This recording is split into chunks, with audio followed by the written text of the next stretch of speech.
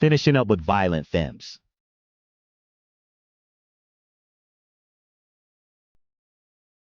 On next, I got some classic 80s music here for you. Billy Squier first.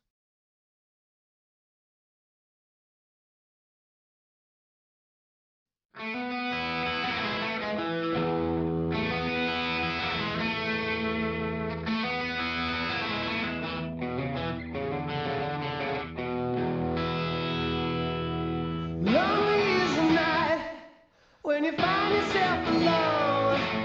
Your demons come to light, and your mind is not your own. Lonely is the night when there's no one left to call. You feel the time is right, say the writing's on the wall. Yeah.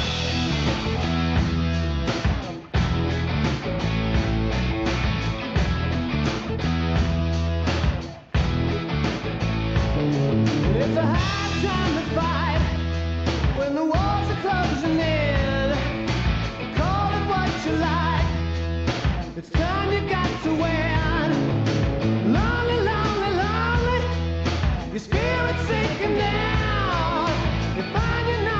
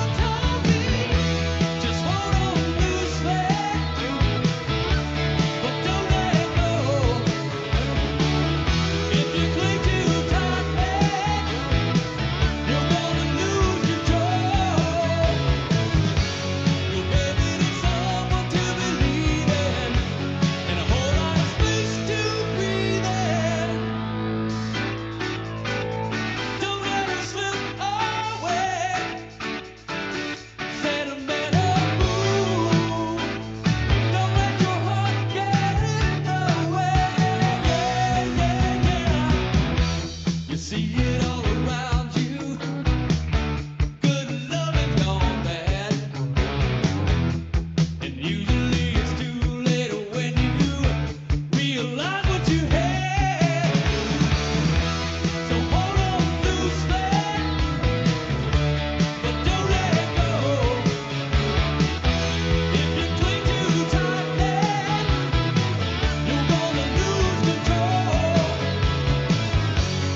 baby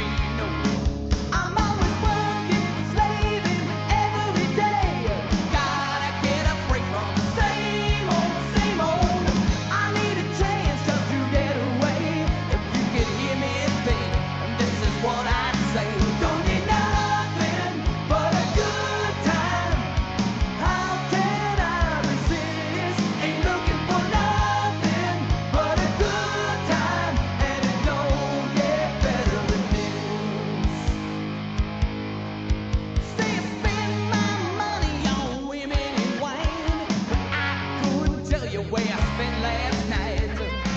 I'm real sorry about the shape I'm in. I just like my phone every now and then. I'm always working, saving every day.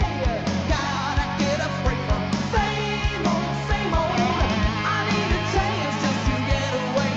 If you can hear me, babe, this is what I say. Don't need nothing but a good time. How can I resist?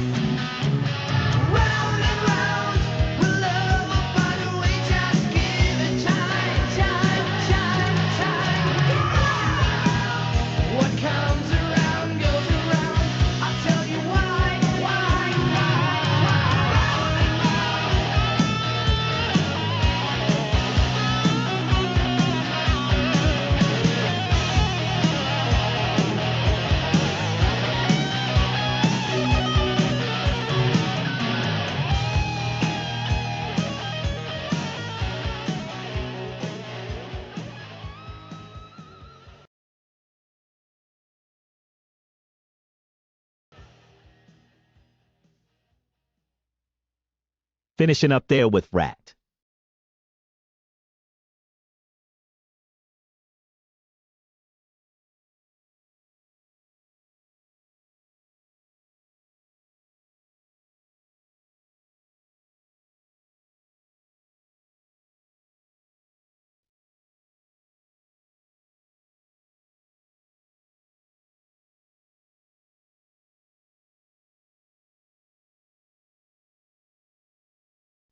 Next, I got some classic 70s music here for you. Leonard Skinner first.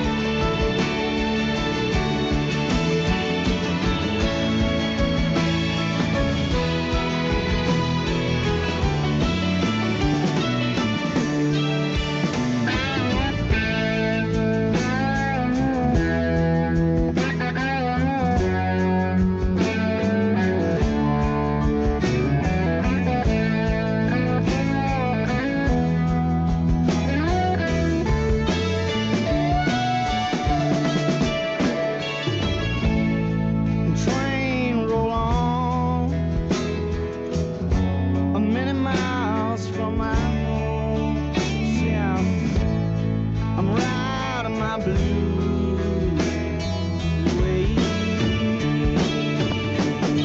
Yeah. Tuesday, you see, she had to be free, Lord, but somehow I got to carry on. Lord, yeah. Tuesday's gone with the wind. Tuesday's gone with the wind. I'll take me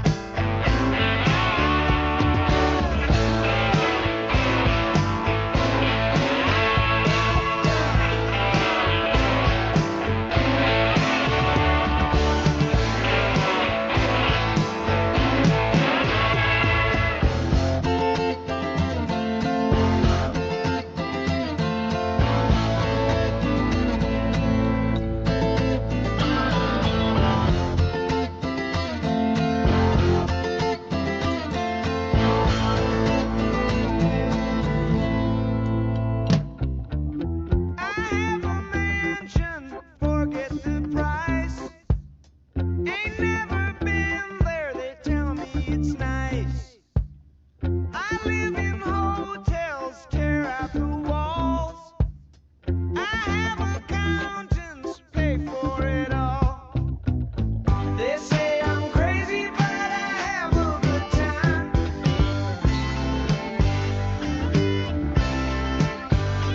I'm just looking for clues at the scene of the crime. Life's been good to me so far.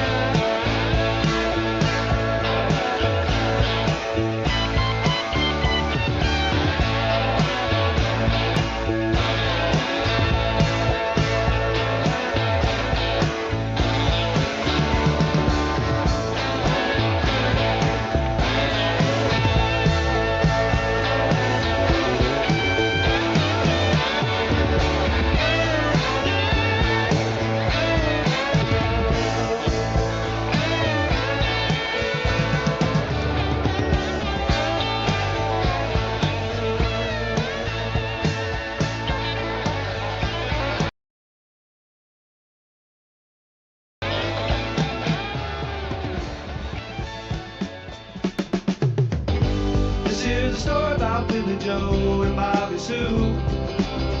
Two young lovers with nothing better to do than sit around the house, get high and watch a tube. And here's what happened when they decided to cut loose. They headed down to old El Paso. I swear they ran into a great big hassle. Billy Joe shot a man while robbing his castle. Bobby Sue took the money and run. Go on, take the money and run. Go on, take the money and run.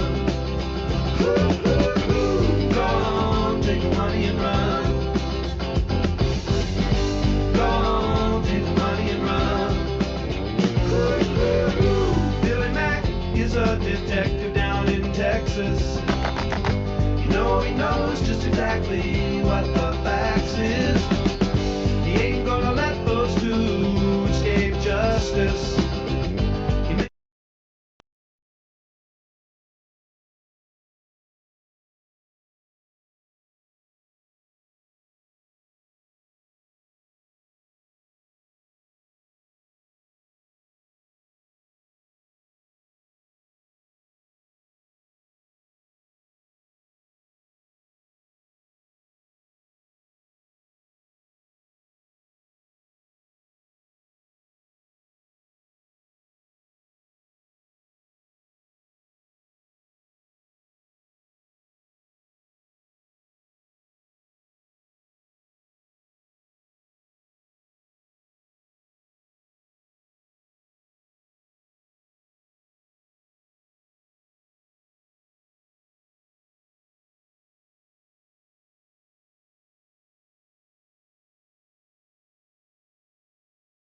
With Elvis.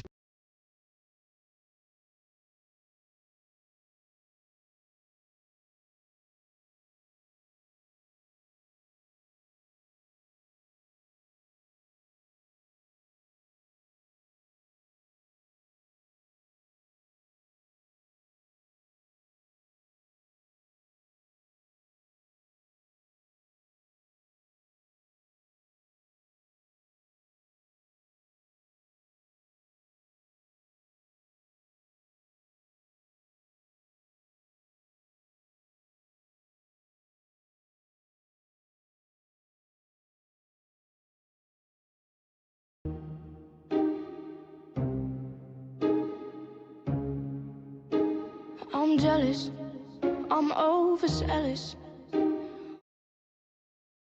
Okay, moving on. Let's get into a little country. Kicking off with Pecos on the Rooftops.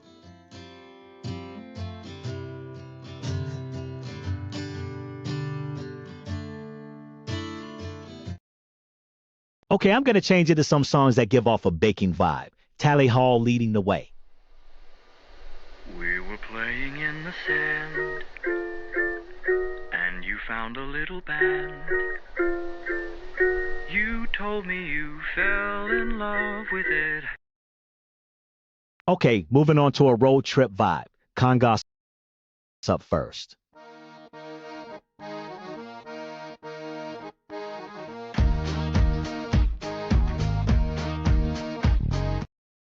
Okay, let's move on. Here's a little soul music I picked out for you, starting with Steven Rodriguez.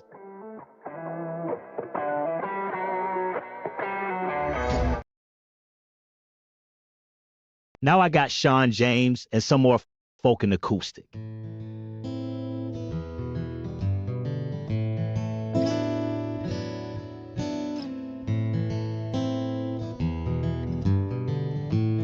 Ain't no sunshine when she's gone. It's not warm when she's away. Ain't no.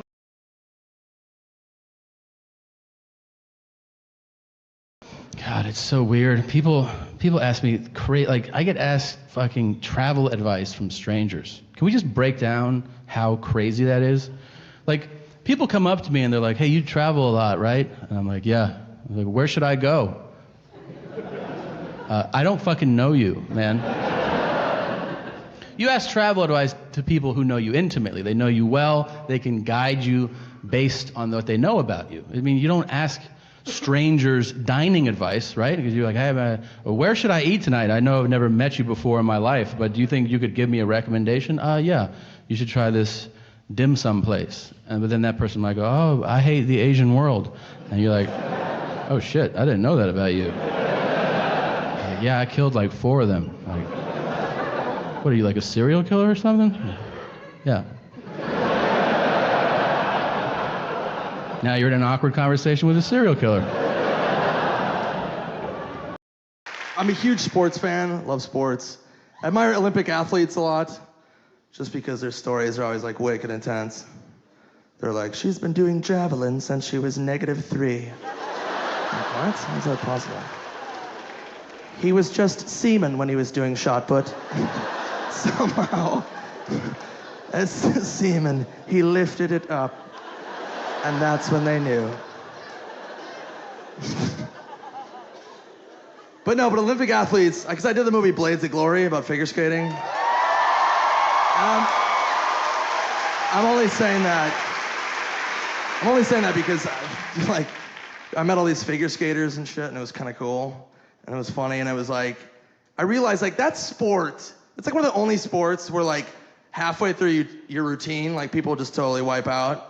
And then they have to get up and finish like nothing happened, which was always weird to me. You know what I'm talking about? They'll be like, they do like their little triple Lutz cow or whatever it is. And the announcers, by the way, are always assholes. They're always like, ooh, they've got a tough jump coming up here. They have not been landing this one. So you're at home like, all right, I'm gonna watch this guy eat shit real quick. And they always do. They always like do the little jump, wipe out, and then they have to get up like, it's fine. It didn't happen. What? Nothing happened. It's like, you just wiped out at the Olympics. You've been training your whole life for that moment. How do you not get upset?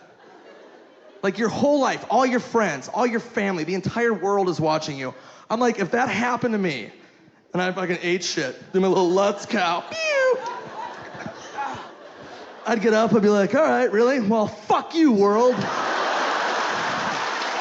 And I would just skate around the rink.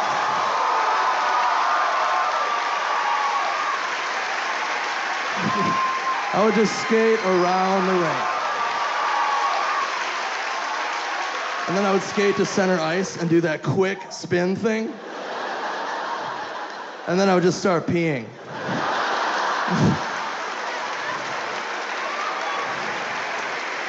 It's all over.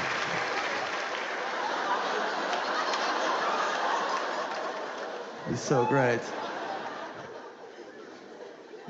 People would be like, did you win a gold medal? I'd be like, no, but I made a golden shower at sunrise. They're gonna put it on the Wheaties box.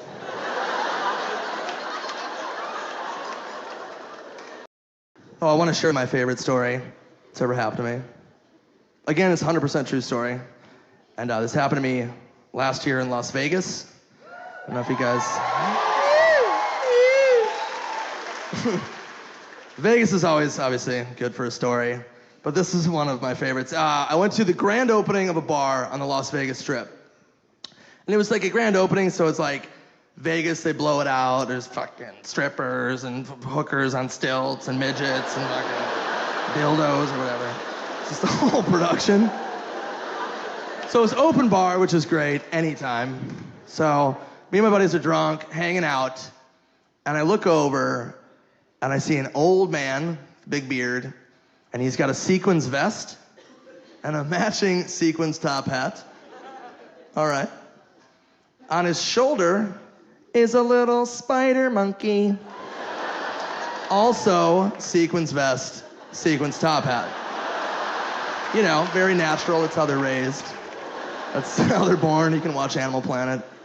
That's how they're raised.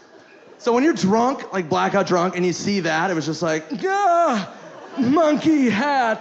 It's like, man. So I stumble over to this guy. I'm like, hey, is that your monkey? They have matching vests and hats. I don't know why I thought that question was necessary. So then I go, hey, can I play with it? And the guy's like, no, drunk guy number 10,000 that's asked me tonight. But then he goes, why don't you give him $1, see what happens? Could not get the dollar out fast enough. Pull $1 out. The monkey takes it, climbs down off the guy, puts the $1 into his pocket, walks up to me, high fives me.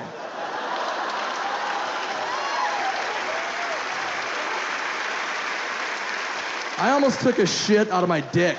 I was so happy. A monkey high five? A little monkey hand high fiving me. I love monkeys, but I fucking love high fiving. And those two things came together in a magic moment. It was like evolution cycle, like from past to future in one high five. So exciting. So I'm just giving him all my singles. Every dollar I have is just like.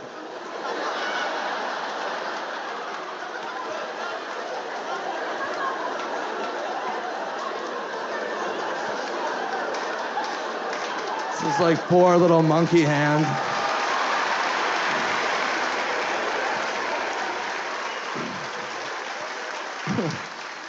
So then I think, in my booze brain, I'm like, what if I up the dollar amount?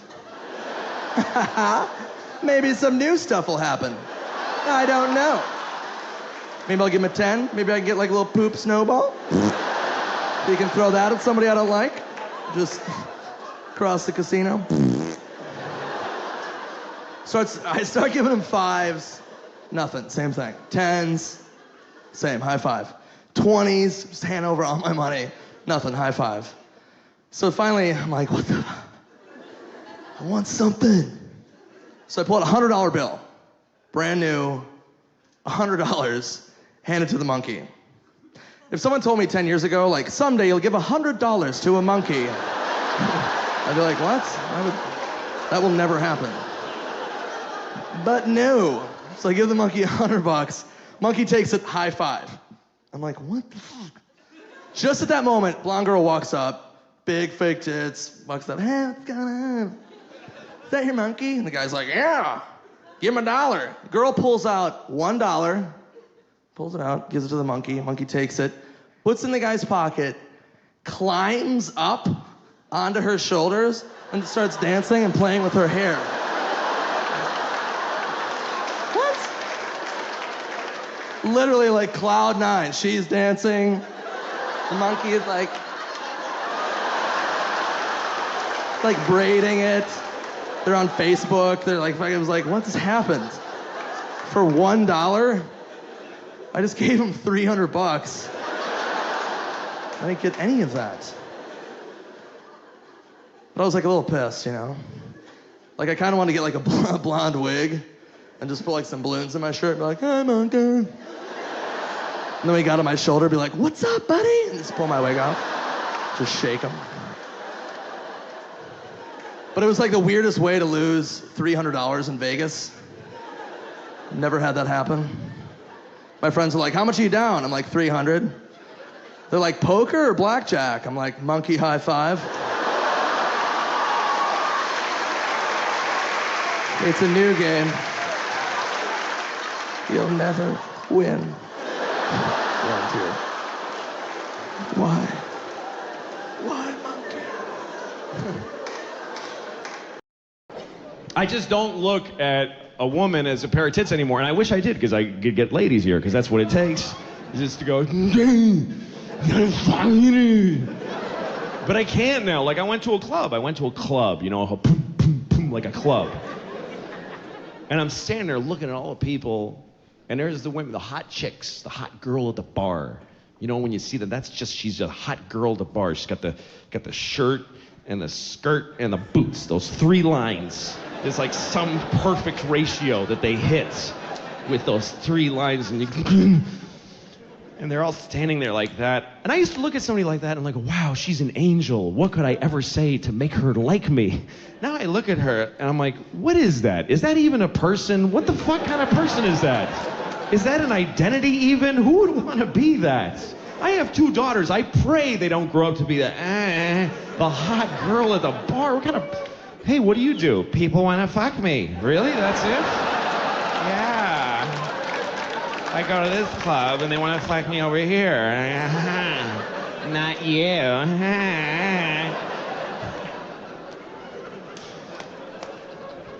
And their male counterparts are even more useless. The guys, the dudes, the going out to get laid dudes.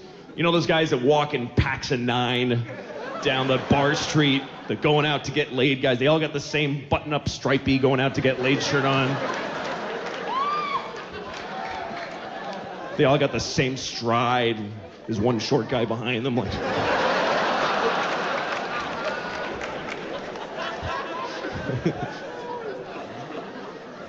And they're all out to get, like, who's gonna fuck all 9 of you? What is the fantasy here? Are you gonna see 9 women in the same configuration and just all... You're all gonna walk into a giant vagina somewhere? Yeah, dude!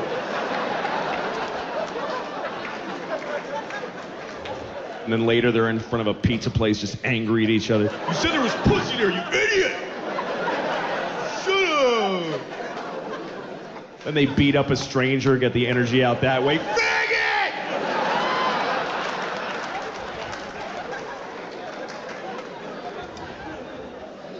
Those are the most dangerous people, are dudes that didn't get laid. And they're just fucking...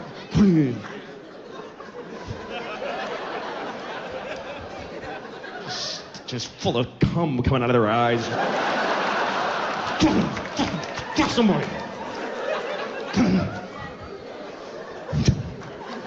That's my favorite dumb guy gesture, yeah. Yeah, right. I always wonder, what if there was a guy who, whenever he does this, he has to finish? Like just some guy who works in your office. You ask him a question, hey, is Bill in yet? Yeah, like he's ever on time.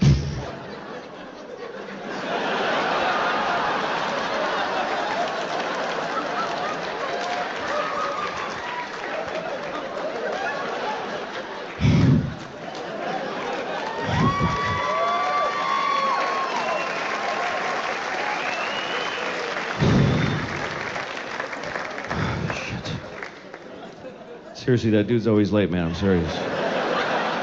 Oh,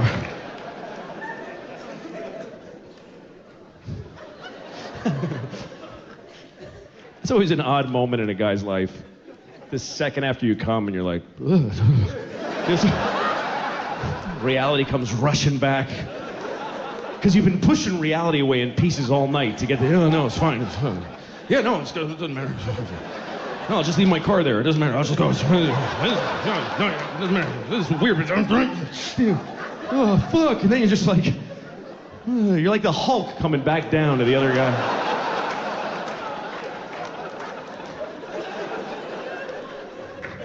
My clothes are ripped and there's a dead guy here. I don't know what happened. I'm gonna get my duffel bag and leave town again.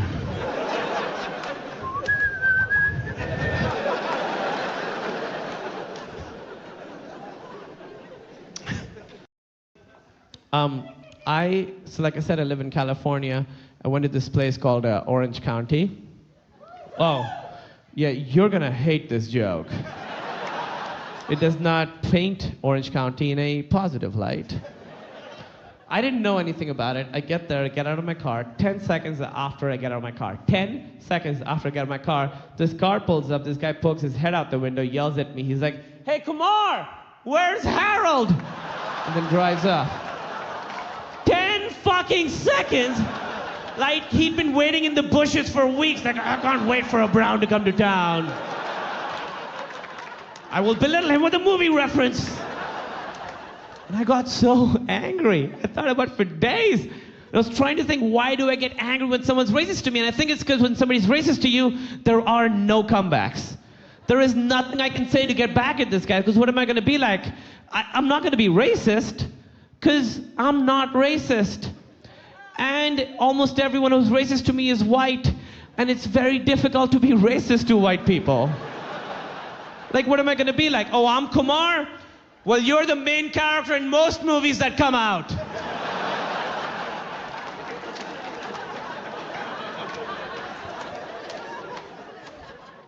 Slam! That's the only reason I want to be famous. I want to be so famous that I'm the pop culture reference that people would make to try and be racist to me, you know? So I'd just be walking down the street and a car would go by and be like, hey, look, it's some kind of Kumail Nanjiani. Oh, fuck, that is Kumail Nanjiani. Thank you for knowing my name, Brendan Fraser.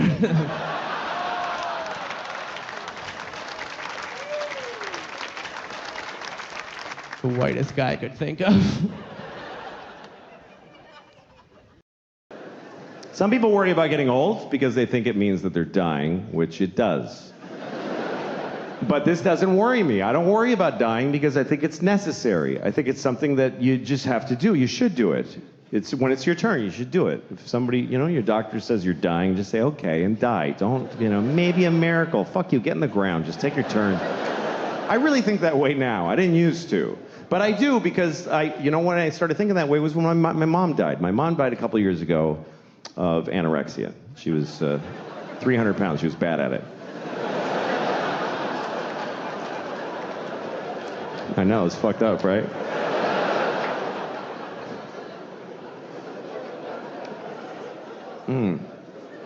What a piece of shit. Anyway, she would have liked that joke. She would have. My mom's was fucking. She was gross. And I remember when she was dying, I was alone with her, and the nurse said, "This is imminent." I was like, "What does that mean?" She goes, she's gonna die in a minute." I'm like, just say in a minute. It's so close. Anyway, I was alone with her, and she died, and I was like, "Fuck, they're gonna think I did it, obviously." I didn't want to lose my mom. I really didn't. But we had this one conversation like 2 weeks before she died when we were talking about it. And I said, Mom, I don't want you to die. And she said, you'll get over it.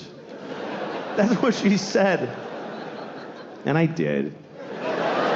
But in the moment, I wasn't willing to accept it. I was like, I don't want you to go. She said, but we're going in order. Do you understand? This makes sense. I'm your mother. I'm like, Mom, stop talking like that. This is sad. She goes, no, it's not. Look at it this way. Do you want me to never die? I was like, no, I don't want that at all. And it helped me get in touch with an important idea, which is that dying is important. It's every generation's greatest contribution to history is that they die. It's the only thing that keeps things moving. It's the only reason there's any progress in the human race is that folks keep fucking dying. Every generation has had a mix of douchebags and amazing people and boring, great, good, whatever, but they're all fucking dead. Every fucking one. Thank God, they're all fucking dead. There's a limit to how much any of the good ones did, and the shitty ones got to stop being shitty. It's a great system. Now when you look at the internet and all these people, you're like, what the fuck is happening? It's okay. They're all going. All of them are gonna die. I mean, you don't want to die. You don't want to die. You don't want your loved ones to die, but that's a selfish wish when you think about what would happen if nobody died. What kind of world would this be if there was nobody, if we still had people here from the 1100s? It's hard enough having people here from the 50s. Just scan the code on the table. There's no menu. What? I don't understand. Jesus Christ. You want to go through that with Pontius Pilate and Charlemagne? Fucking pain in the ass. Fucking old people that don't want to fucking just... When you get older and you start going, everything's so crazy now. No, it's fine. Just get the fuck out. It's great. They're not going to make it work for you. You're here for 10 more minutes. Just get the fuck out. If you're in an airport and you're looking at the toilet and you're like, I don't understand how this works, it's time for you to die. That's what that means. These toilets are for the next people. Get the fuck out. Thanks a lot, folks. You guys were great. Thank you very, very much. Thank you.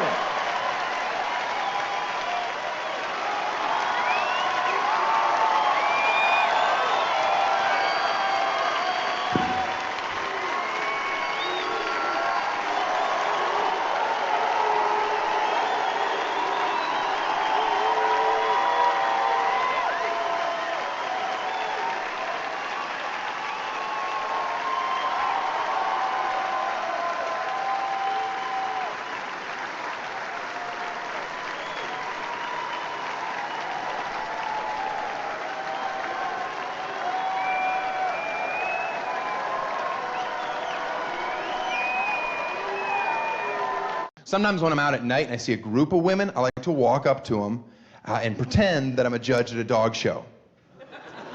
And I just go, third, second, first. In that order. They love it. They want to be judged. They spend a lot of time getting ready. There's not a girl in here that wouldn't like to go home tonight with a blue ribbon on. Her friend's like, where did you get that ugly ribbon? Oh, some guy at the bar thought I won. Katie didn't even place. I know, it's crazy. If I see a really hot chick, I'll grab her by the crotch and the throat and be like, best in show. Little heavy. Should have picked one from the toy group. Big can be beautiful, okay? Just not to me. I find you disgusting. Freshman 15's not a life sentence. I know this is awkward right now for some of us. He wants us to eat healthy and exercise. What a jerk. We're too fat. We're just too fat. I was on a plane recently that was delayed over 3 hours at the gate because they ran out of seatbelt extensions. Yeah, like they didn't have any more. They were out. Like we had to wait for an inbound flight of fat people to get their seatbelt extensions to bring over to our flight. Do you even know what seatbelt extensions are? Seatbelts only go this big.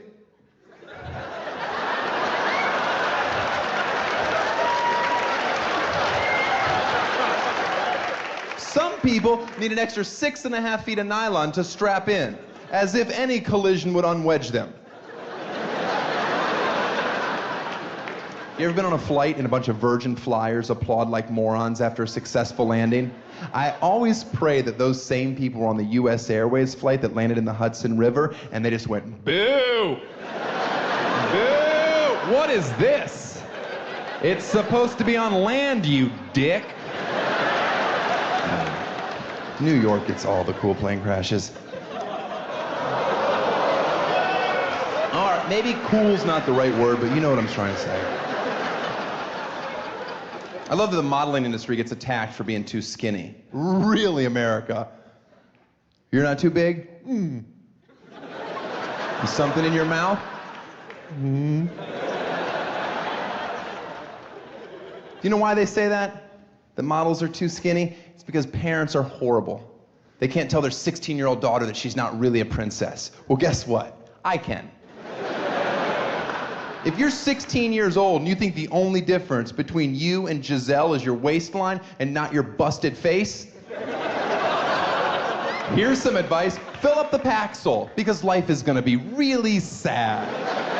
If you're walking around like, well, why am I not a supermodel yet? Who are you even looking at, Seabiscuit? Oh, I want to be a model. Do you want me to explain it to you? Let's start with your jawline. That's not gonna sell a lot of makeup in the magazines. But I'm skinny. You are a troll. My advice, have a Twinkie, get real good at math, because life is not gonna be easy for you. I'm sorry if this is your wake-up call, but being an ugly woman is like being a man. You're gonna have to work. Thank you very much, you guys. Thank you. Thank you.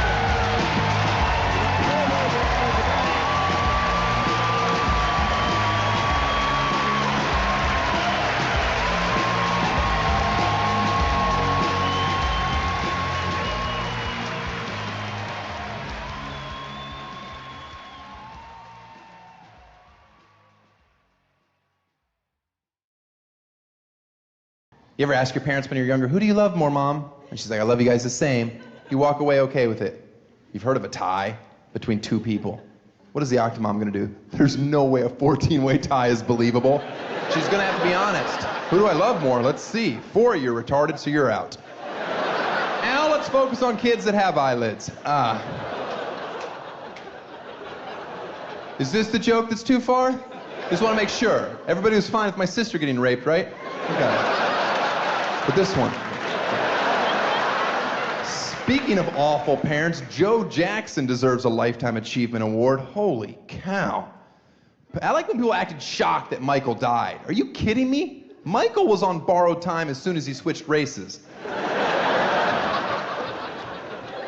Don't act so sad over his death. Are you kidding? There's a reason his reunion tour was in London. Nobody in America wants to watch a 50-year-old man scoot backwards. But oh, that parenting debate. To spank your kid or not to spank your kid. Because Joe shows you, yeah, you can in fact beat your child to greatness. Oh, but the thin red line you toe. Because you want to hit him enough that he has the creative angst to one day give you the Thriller album. But not so much that he fucks children. Yeah. I'm not ready for kids. I just don't know if I could make that distinction. Was that too hard?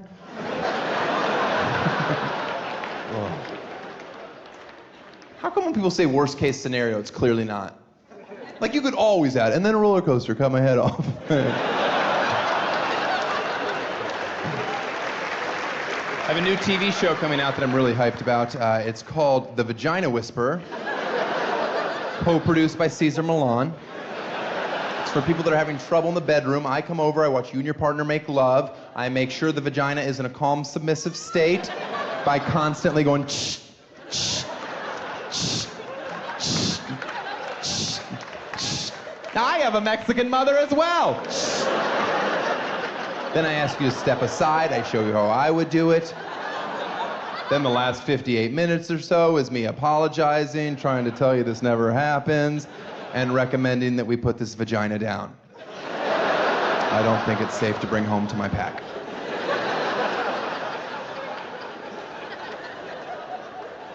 I was making love to this girl recently. Let's say she's 19. There's no bouncer in my bedroom. You're in. She says to me during the act of lovemaking, "Hey, Daniel, what's it like having sex with a condom on?" And I'm like, how should I know? I didn't say that. We need time machines. What I said was way less romantic. I said, oh, ooh, it's a lot like picking up dog shit with a bag.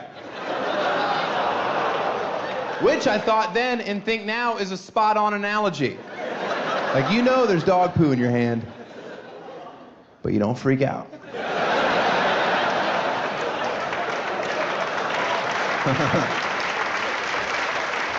Barack Obama went with a Portuguese water dog. What? What a mistake. I was hoping so bad that he would adopt one of Michael Vick's dogs. What? Are you kidding me? How great would that be? Our first black president to walk out on the White House lawn with a pit bull and just take a gangster knee and pray the media doesn't write something racist. Like, sleep tight, America. DMX has got our back. Barack Obama doesn't inspire me. No, George W. inspired me because I could look at him and be like, oh, I could do that. Barack set the bar a little out of reach. Well, you want me to help in the community? That sounds horrible.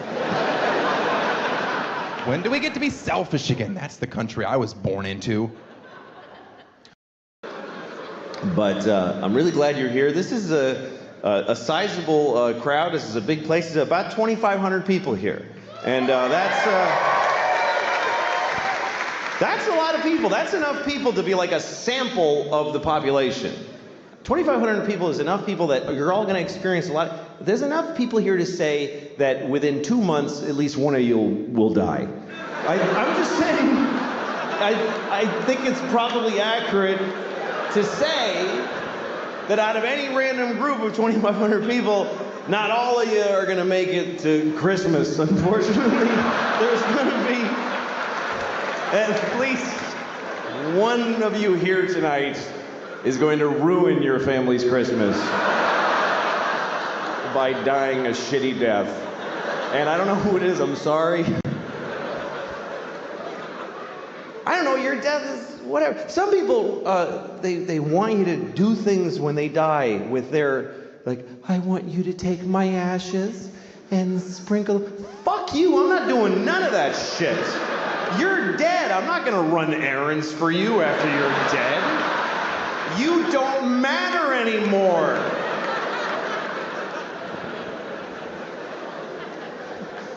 Some people try to do something, noble with their bodies. They try to have their bodies have some use after they're dead, which I think is a good thought. You're only borrowing your body. You're only borrowing everything. If your body's worth anything when you're done with it, you should pass it on. That's something I really believe. I mean, I'm not going to do it because I don't want to. Ew, it's mine. I have a lot of beliefs, and I live by none of them. That's just the way I am. They're just my beliefs. I just like believing them. I like that part. They're my little believies. They make me feel good about who I am. But if they get in the way of a thing I want, or I want to jack off or something, I fucking do that. But some people take their body. My grandmother, she, just for the layman, my grandmother, she gave her body to a medical school. So for it to just be examined and dissected, which is a good thought for that, but they're her survivors, or her family. That was a person. That was my grandmother. She used to wear glasses and say things. And now she's just shaved head on a metal table with a hungover medical student trying to dig out her pancreas, and he gets an F. Imagine being the body where the kid got an F on you. The teacher's like, "No, you idiot." And he writes F on her tit with a Sharpie and just throws her down a chute on a pile of F body.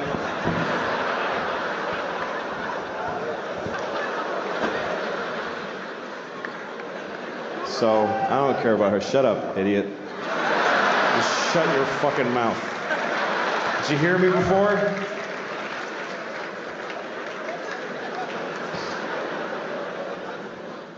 Okay, so what am I gonna do with my body? I'm gonna die, and I gotta tell people what to do with my remains. And I have an idea for something to do with my body, or for other people to do with it, that will do good in the world. And it doesn't exist yet as like an institution, but I'm gonna create it, starting with my body. And what it is, it's a place where you can go and be with a dead body, and you just do whatever you want. And the point of this is that there are people out there who have sexual compulsions and they can't control them. And so they go and they bother alive people. And this, you get it out of your system. This is the deal. You go in the room, there's nobody else with you, you got 90 minutes, you just do whatever you want. Whatever it is. Shit in my mouth, you want to stick my toe in your pussy, piss on my face, whatever is the thing you got to do. Jack off with the cartilage of my ear, whatever is your heart's desire. I want to be the Willy Wonka for perverts. I want to be... Must be awful to be other kinds of stuff. I'm glad I'm this. This is a pretty good deal when you consider the alternatives.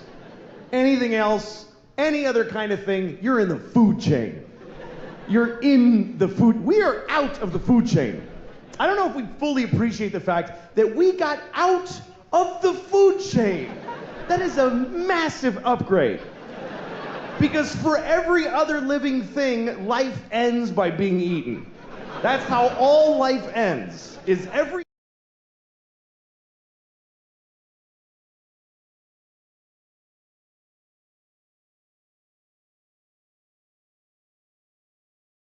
So there's some mistakes that I've made, right?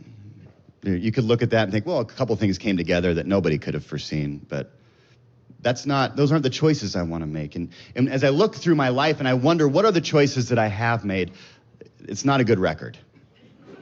16 years old, I got my driver's license, borrowed my mom's car, drove straight to Claire's and said, put some fucking holes in my ears.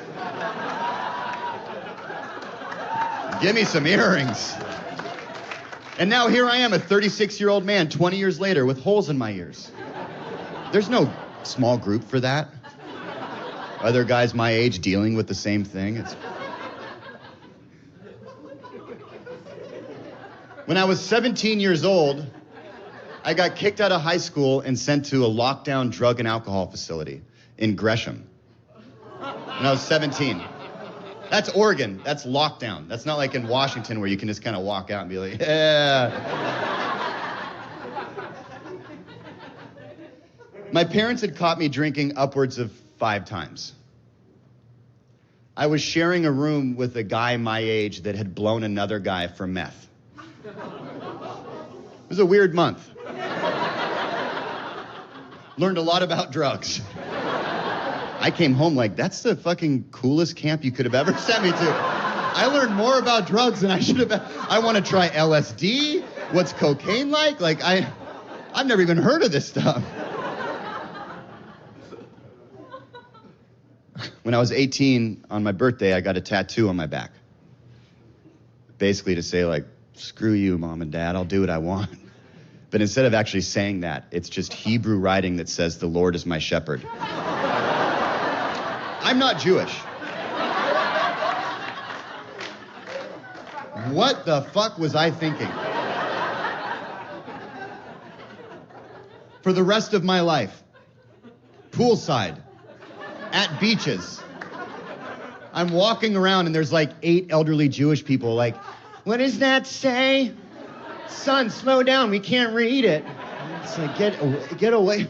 It's my Wi-Fi password, get out of here.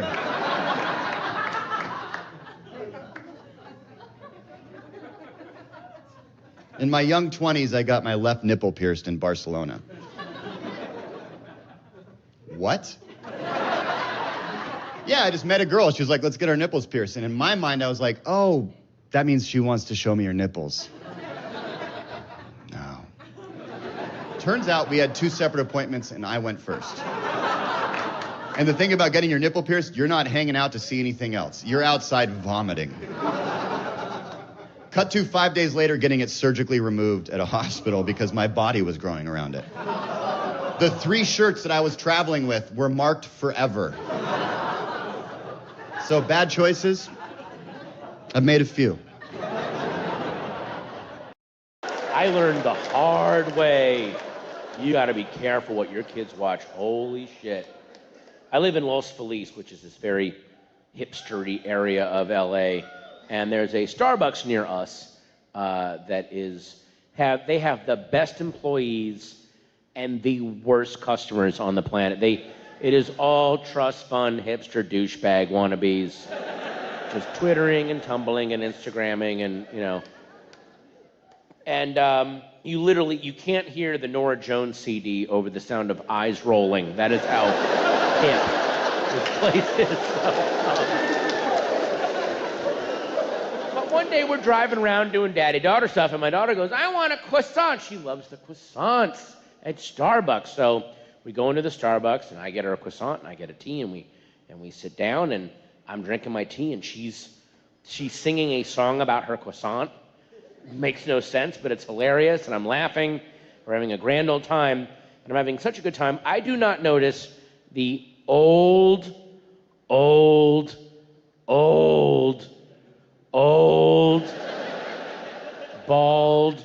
black guy with the bright white beard who sits down next to me. I do not see him until my daughter stands up on her chair and says, Daddy, a monkey! Monkey! Monkey! She's screaming monkey at this guy, screaming monkey over and over again. First off, she's doing it in the worst place possible. Because we're surrounded by, hashtag racist baby, all right.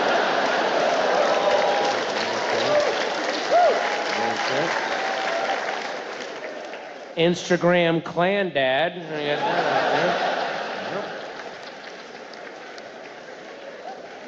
And secondly, how did I handle this horrible situation? How did I, a subscriber to the nation,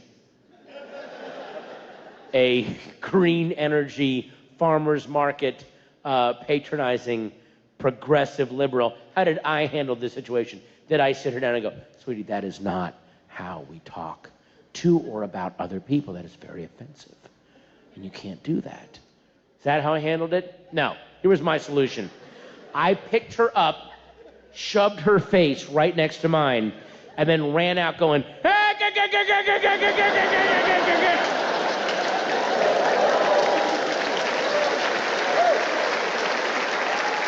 I barked nonsense over her adorable racism. Which, by the way, even if somebody far away had seen that, it still would have looked horrible. Because it would have been this white dad and his white daughter, and then an old black guy sits down and I go, hey, like, Jesus.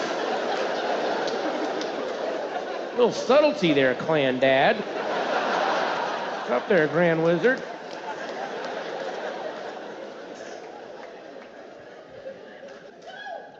I'm driving home, shaking. What the fuck was that?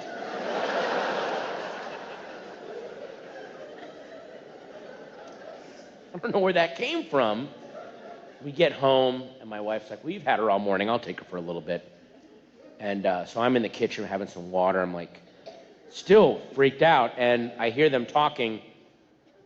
So my wife goes, what do you want to do now, sweetie? And my daughter says, I want to watch a movie. So my wife goes, oh, what do you want to watch? And my daughter says, I want to watch The Lion King. Lion King is a great movie about an adorable lion cub who is banished and exiled from his village and meets all sorts of helpful animals along the way, one of whom is an old, bald monkey with a bright white beard. So she thought she was seeing her friend from the movie, which, by the way, what if I knew that to begin with? That still wouldn't have helped me. I couldn't have gone, oh no, it's not, look, she thinks you're a cartoon monkey from a movie. So that's what it's cool. It's not, yeah. How about that W.E.B. Du Bois, huh? Wasn't he a great writer? Wasn't he something? Yeah. Woo! I'm not saying Lion King is racist. I'm just saying put a warning sticker on it. You know, warning, ages 4 and under may cause race riots. That's all I'm asking you.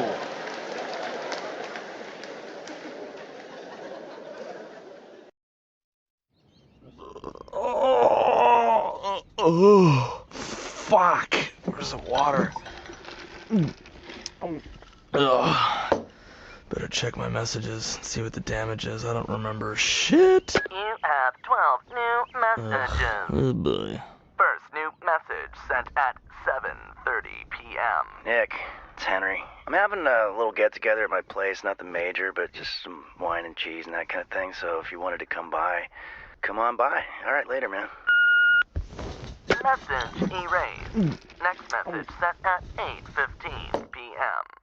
Hey, bro, it's Dante. Henry's having some people over. Some wine and cheese shit? Sounds like a fucking blowjob festival. What a dick licker. I got a bottle of Jack. Let's fuck that cheese. Oh boy. I wonder if anybody fucked the cheese. Message erased. Next message sent at 8:30 p.m. Hey, Nick, it's Tina. Just wanted What? to say hello and that I'm going to Henry's tonight if you want to swing by. No way. I broke up with Rory and I'd love to see you. Wow. Bye, babe. Dude, I didn't know they broke up. Tina's so hot. I hope I played it cool. That gave me a boner. Message saved. Next message sent at 9:23 p.m. That was the sickest keg stand ever. You broke Henry's table. Where are you? Damn it. Message erased. Next message sent at 10:05 p.m. Nick, what the fuck, man? Did you take a shit in my sink? You were the last one in the bathroom. I never said this was a blackout crazy party. And someone said you had my gun. What? I need that back, dude. Call me. Dude, there's no way I took a gun. I took the shit for sure, but I didn't take a Message gun. erased. Next message sent at 11 p.m. Bro, you just shot 4 holes in Henry's ceiling. Oh. You're fucking hammered. I love it. Where'd you go? And how long am I supposed to hold this gun for? Call me. Fast. Message erased. Next message sent at 11:41 p.m. It's Tina. Are you kidding me? Uh-oh. A fucking gun? I can't believe I thought you were cute, and it turns out you crap in sinks. The party smelled for like 2 hours. Lose my number. Yeah, I will lose your number because you don't understand me. I'll shit in your fucking mouth, bitch. Message saved. Next message sent at 1:31 a.m. Hello, Nicholas. It's your mother. Mom? I'm just calling. I know it's late, but I got some disturbing news. Your Oh. brother said that you broke into his house What? and punched him in the face while he was sleeping. I Ooh. can't imagine you would do that. Call me, Mittens has diarrhea. Oh, come on. I was drunk. He'll think it's funny. Message sent at 1:35 a.m. Hey, Nick, it's your brother. See? Hey, man. Hey, listen, quick question. Yeah. Wanted to know why you thought it was necessary to come over and punch me in the fucking face last night while I was sleeping. That was pretty cowardly, bro. But listen, since we grew up together, I just thought I'd give you the courtesy of knowing that you're fucking dead. Okay, wow. Well, he'll forget about it. It's not that big of a deal. Next message sent at 1:36 a.m. I will never forget, you fucking shit fuck. Now, just to recap, my fist, your face. A brick, your teeth. A pipe, your asshole. God, he's really mad. Message erased. Next message sent at 1:42 a.m. A hammer, your eye. A nail file, your fucking toe. Chill out. What a spaz. Next message sent at 2:38 a.m.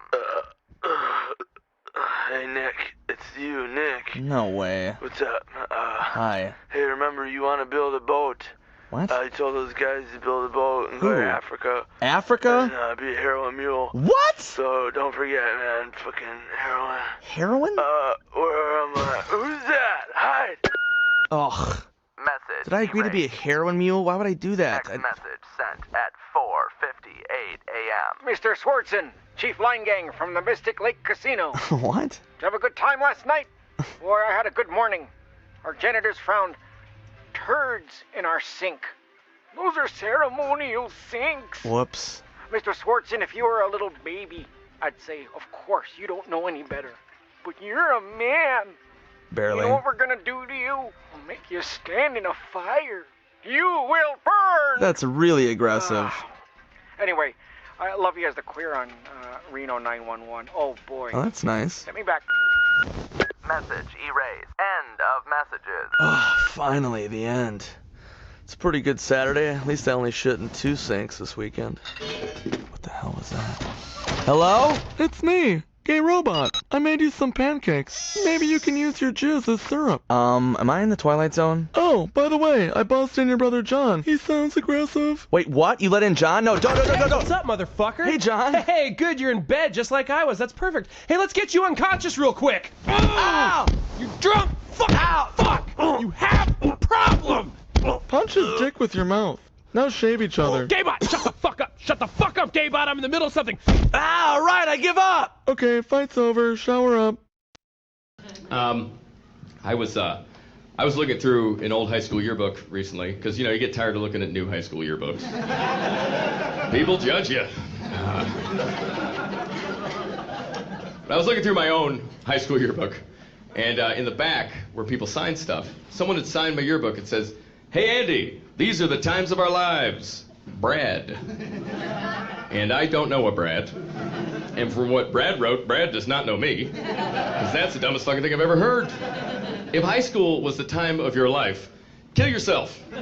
It's over. You've peaked. You know? High school has nothing to do with life. It's a prelude to life. So that's like saying to someone like, "Dude, how was that trip to Vegas?" "Oh, man, that was the time of my life." "What's your favorite part?" "Definitely that 4-hour flight on the way out there. There's pretzels, trivia. It was sick." That's what high school is. It's a 4-year flight on the way to something that's not as fun as you thought it would be. Which is life or Vegas. I've had bad experiences. I had a very laissez-faire approach to high school, in the sense that I stuck around long enough to learn what laissez-faire meant. And then I got out of there. Like, I don't know how your high school was, but in my high school, everyone had to take the same core classes, math, English, all that, but you got to choose 2 electives that you felt suited your interests, and I was interested in not taking those classes. So I just didn't choose anything, and for some reason I thought the school would be like, "Oh, he's elected to not take electives. Very clever, free to go." They did not see it that way. Instead, they chose my electives for me, and I don't know what the process involved in that is, but I think they take a look at what you might be good at, and then just go the other way with it. Because the 2 electives they chose for me were weight training and entrepreneurship. Which weight training was just as bad as it sounds. It was just me and all the football players, and they were like, "What are you doing here?" And I was like, "I'm sorry." Spot you. I thought it was weird that out of my laziness, I got stuck in a weight room pumping irony for 6 months. Now, entrepreneurship, that class was just made up as it sounds. The whole class consisted of 10 students, myself, and 9 drug dealers, who I guess honestly thought a public school teacher was going to show them how to flip bricks and move ounces. It would be entrepreneurship, so you can't fault them, you know. But my favorite part of the class was the fact that the teacher hated it more than anybody, because all he did every day, he just put in a video and he went to sleep at his desk, like every single day. And I remember one of the first lessons we learned in entrepreneurship was business communication, communicating in business. There was an actual subtitle.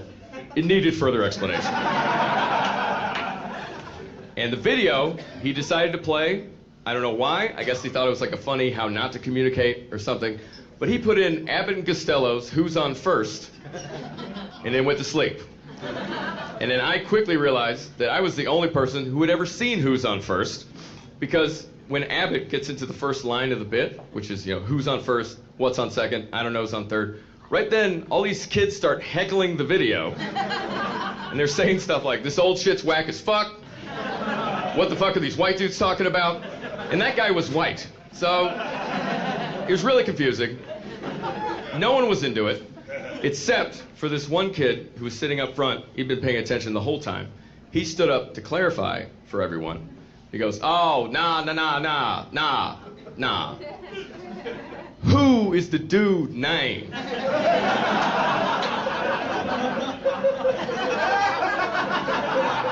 To which the other kid replied, they ain't said who the dude name is.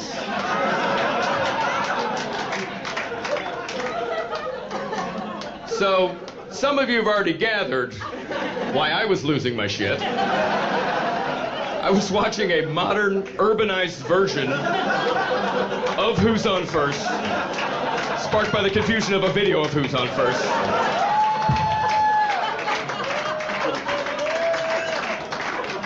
I was praying to myself, I was like, please ask what's the motherfucker's name on second. It didn't get that good. Instead, the kid rephrased, and he goes, oh, nah. Dude's name is who? To which the other kid said, what the fuck kind of motherfucker name who? And that's when I was like, Brad was right. This is the time of my life right now.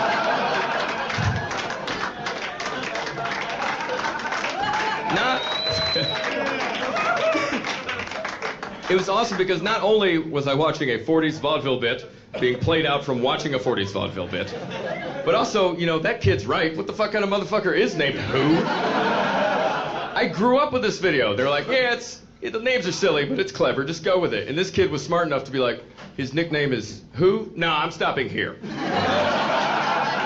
Why would you be nicknamed who? That would lead to a myriad of comical misunderstandings. Can't see why a motherfucker would want to do that. I still fantasize today, you know, what if he asked, what's the motherfucker's name on second? Because then I could interject, and obviously I would say, well, what is the motherfucker's name on second? And he'd be like, I don't know, and I'd be like, no, that's that motherfucker on third. Guys, thanks so much.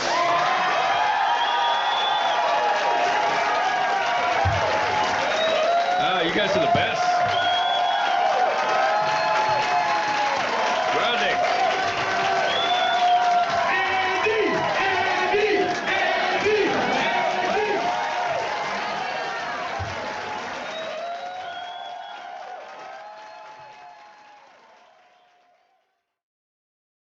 So I live in Los Angeles, and I was walking through my neighborhood down the sidewalk, and I was passing this guy. And right when we were passing each other, he said to me, he said, ah, them little titties. I thought you was a man. It's like, okay. Okay if you think that. And okay if you say that. To yourself. But that thought had to go through several layers of filters in his mind, in a checklist, and he still decided, yeah, I'm gonna need to say this. Like, think of all the things he decided not to say. Things like, good afternoon.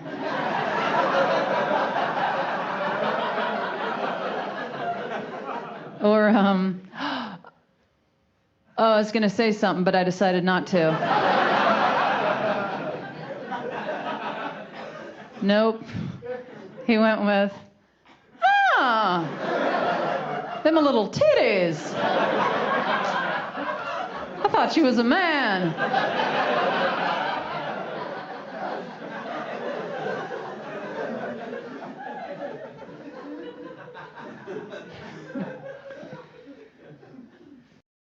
Thank you very much. Thank you very much. Sometimes in life, things get perceived kind of strangely, and it affects our experience. Like, let's talk for a second about girly drinks.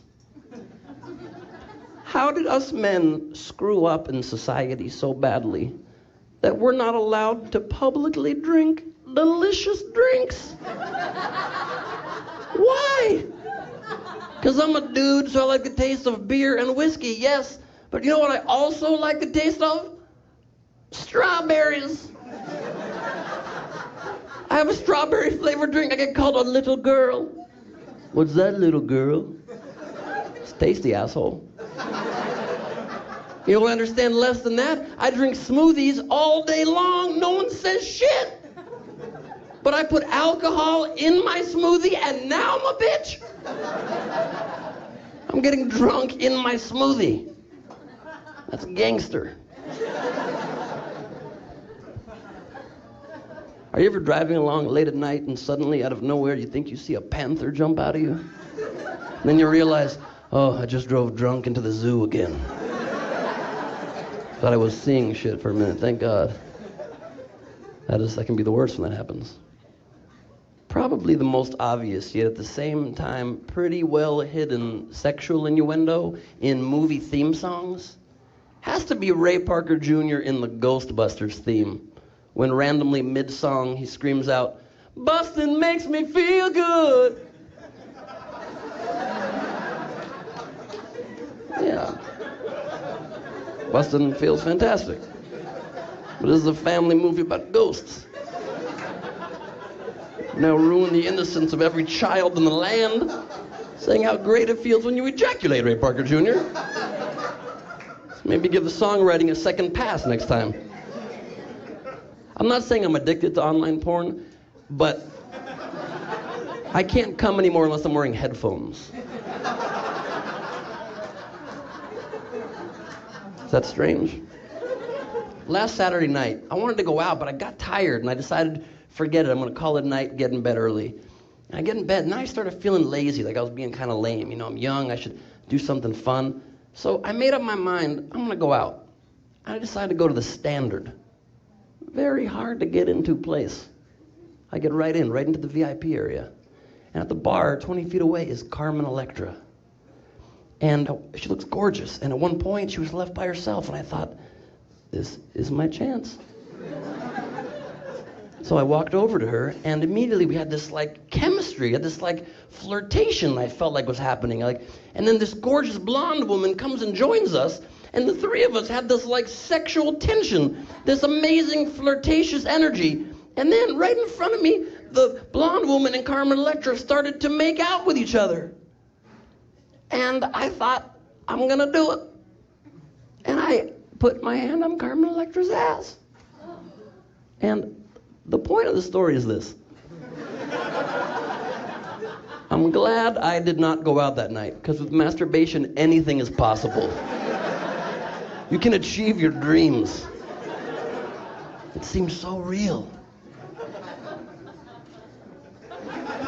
How are you doing? nefarious looking man here with your leg up on the stage. Can I tell you something? Your eyebrows are thicker than my pubic hair. You're a blast. You're a blast in the skies hanging out here like a brooding guy on the side. It's definitely a compliment, absolutely. There's no other way to take that. How else would you take that? What do you do for a living other than grooming your own face?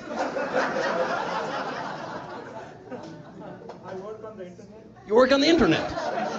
Is that right? I think I've called you in India a couple times, actually. You're the fucking guy that gets very testy after about 3 minutes. I've been on hold for 9 hours. You've been dealing with me for 3 minutes and all of a sudden your boiling point has been reached? You work on the internet?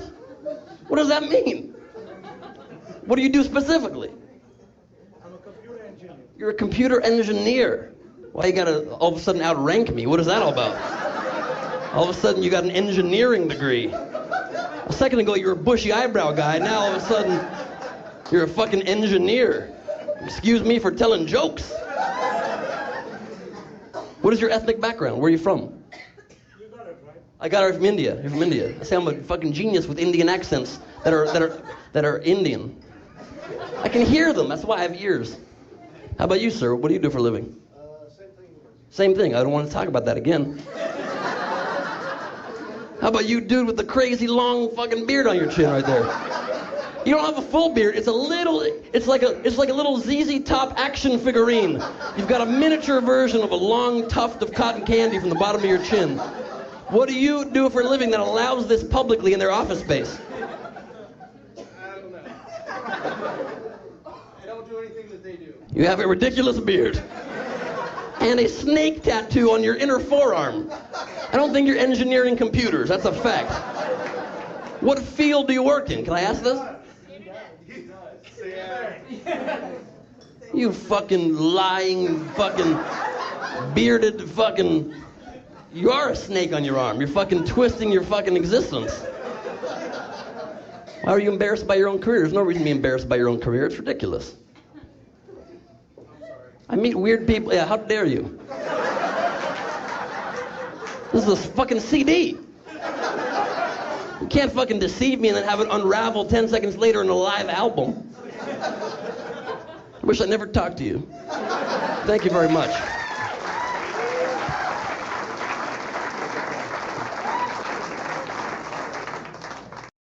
You can't take this shit too seriously, you know? You can't be worried about, it's Judgment Day or, what is go to hell stuff. Because I grew up very Baptist and Pentecostal, and everything in my family led to hell. You couldn't say it's hot, because you're like, it ain't hot like it's hot in hell. I was like, I'm 4, I just want some Kool-Aid. Well, ain't gonna be no Kool-Aid in hell. Then start sipping on some Jesus. Jesus is the only thing that can refresh you when it's kind of hot.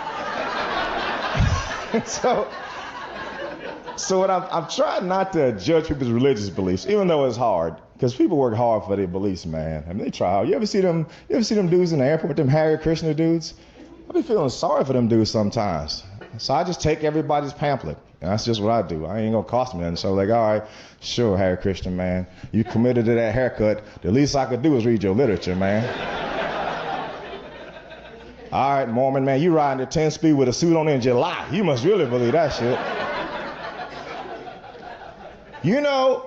The one religion people get very funky about is Jehovah's Witnesses. For some reason, you just don't respect them at all. But you don't do that shit to Muslims or Protestants or Catholics. You just snap. I've seen people snap on them like they're telemarketers. You ever see that shit? They ever just hit your door at 6 and just, you be like, man, get your ass off my steps. I'm still drunk. All I can think is, you just better hope they ain't right. Because if they right, there's going to be a whole bunch of us in line at the pearly gates like, who? Jehovah, man. I can't believe I hid behind the couch when they was knocking on the door.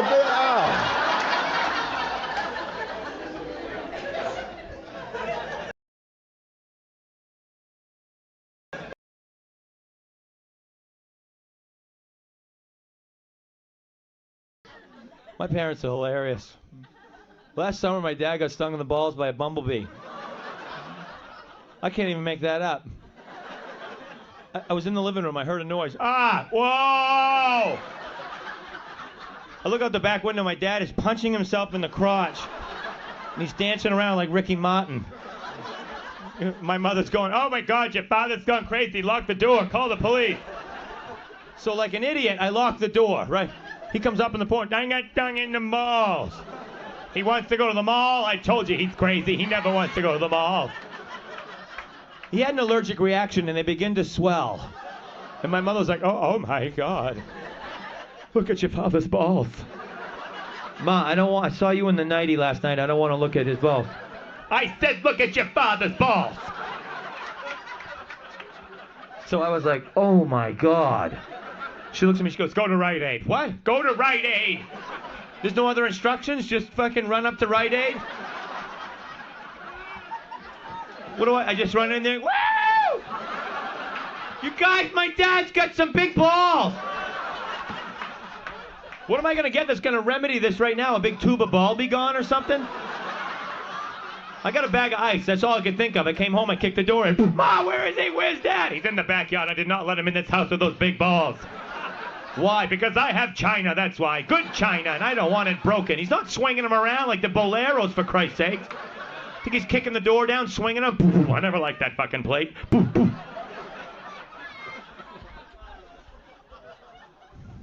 Crazy. It's embarrassing, honestly, that this is my job. I think it's embarrassing. I'm 33 years old. This is a pretty dumb job. Like, it's pretty embarrassing that this is all I can do. Like, these are the skills I have developed as a man in 33 years. I mean, what can I really do?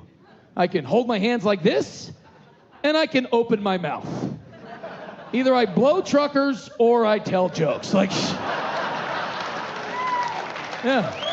Either way, I'm gonna have to work a lot in the Midwest, and that's depressing, you know?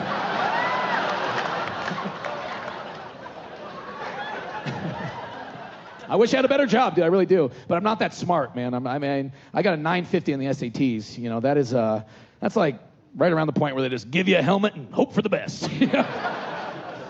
I did so bad in the SATs, my mom found out if you could prove you have ADD, they'll give you extra time on the SATs. Because that's how some idiots think intelligence works. You sit in a room an extra hour, suddenly you know math. Yeah, that's not how that happens. So my mom took me down to take the ADD test, right? And there's an actual test. It's not like the doctor just goes, no, he's looking that way, he's got it. You know? There's a test. And my mom goes, purposely fail the test so you get extra time. I was like, Mom, I've been failing tests on accident. I got this shit. But I tried to fail it too hard. I ended up looking like I had ADD. I did so bad that afterwards the doctor goes, ma'am, your son needs an immediate brain scan. To which my mom replied, nah, we're good. Because she knew I purposely failed it, but the doctor didn't know that. So to him, it was like, I think your son has a tumor. My mom's like, yeah, he's always up to something. He's like, no, I think your son's really fucked up. And Mom's like, hey, at least I kept this one, Doc. Am I right? Give it up, Megatron.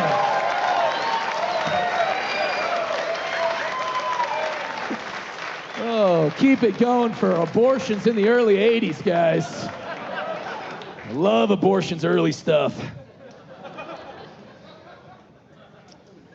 I mean, not to say I didn't have some real ADD. I know I did. But I also had a lot of OCD, and those are really bad things to have at the same time. Because I'd be walking along. If I step on that sidewalk crack, my parents are going to die. Is that a balloon? Fuck! So I'd have to step in it 4 times. 1, 2, 3, 4. World's okay. Parents thought I enjoyed masturbating. I did, but a lot of it was to save the family. Got to do it 4 times. What are you still doing in that bathroom? Well, I was jerking off to Nikki Taylor. Now I'm saving Grandma from lupus. You're welcome. Do we have any magic mushroom fans in here by chance? Magic mushrooms. Yeah. That is more than normal, Madison.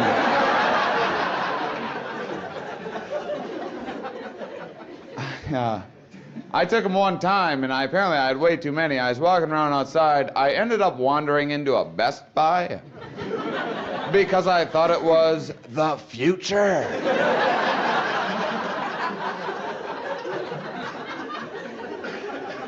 And then I unknowingly ended up in the camcorder department. And I saw on one of the TVs what I thought to be a movie about me.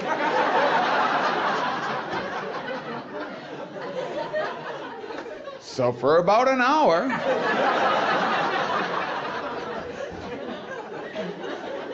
I watched a movie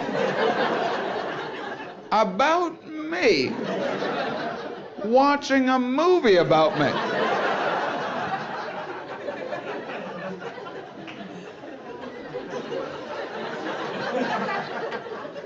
That is until one of the blue people came over.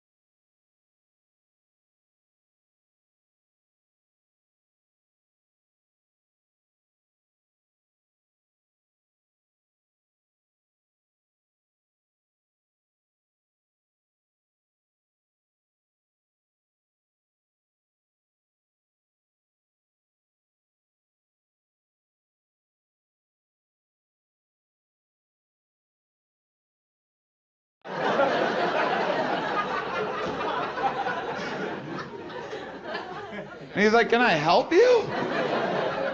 It's like, "Well, not unless you can tell me what the fuck is going on right now." You can't? I was like, "Who's this actor playing me? This is terrible." What is he, supposed to be tripping? That's not believable at all. Why is he masturbating?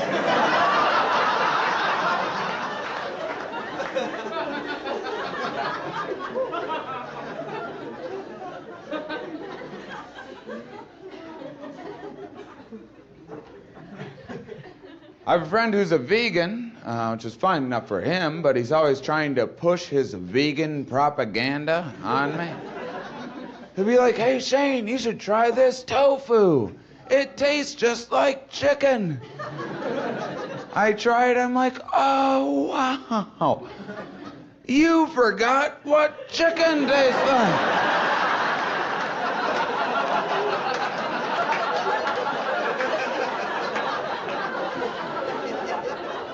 In fact, everything tastes like chicken except for this. I hope bullshit's organic because you're full of it.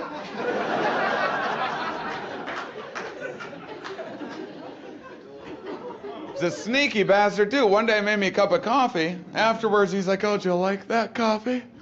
"Well, guess what? I put soy milk in it. You didn't even know the difference. Gotcha."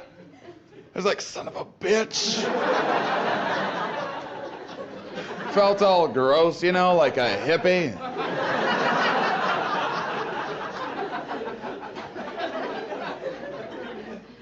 So the next week I made him a cup of coffee.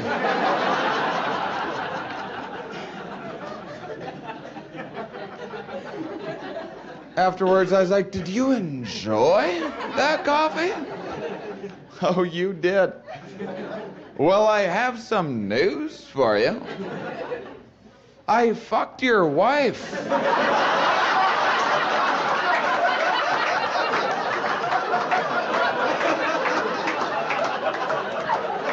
Hope you likes the coffee.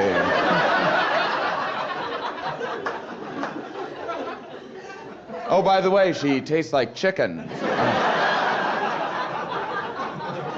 And apparently she does eat meat. Hey-o!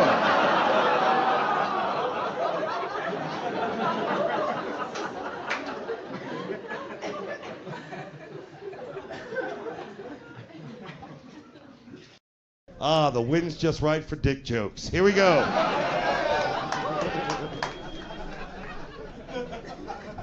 You ever wake up with an erection, roll over, and think you broke your dick? Anybody? I want it back. It's touch and go here in Denver. Touch and go.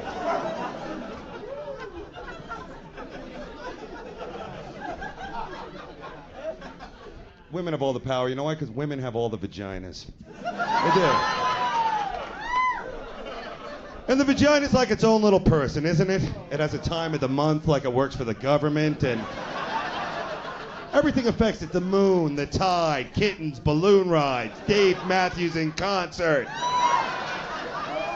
What really affects the penis? Whiskey and pepper spray. That's about it. Premature ejaculation. Let's talk about it. Premature ejaculation. That's a pretty fancy term for, oh God. Hey, this has never happened before. Want to listen to some CDs? How about a back rub? If that ever happens, fellas, you got to say something. Do what I do. Stare into her eyes or the back of her neck and go, to be continued.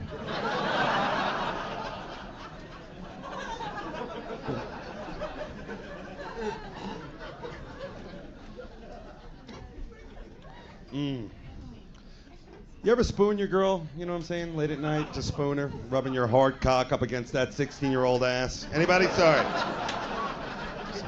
Thought this was Alabama. And what does your lady say? It's late. I'm trying to get some sleep. So you're a gentleman. You wait for the next day, right? The sun comes up and so does your prick, because at heart your dick's a farmer. Round two. Now what does she say? It's very early. I just got up. I haven't put my glitter and nose ring on. It's my fantasy. Too early, too late. Well, when does the vagina open around here? Does it ever go from Egg McMuffin to burger? What's going on down there?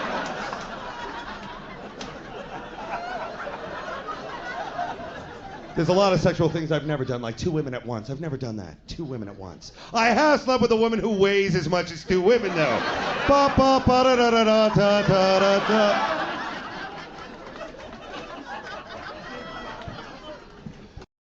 Florida.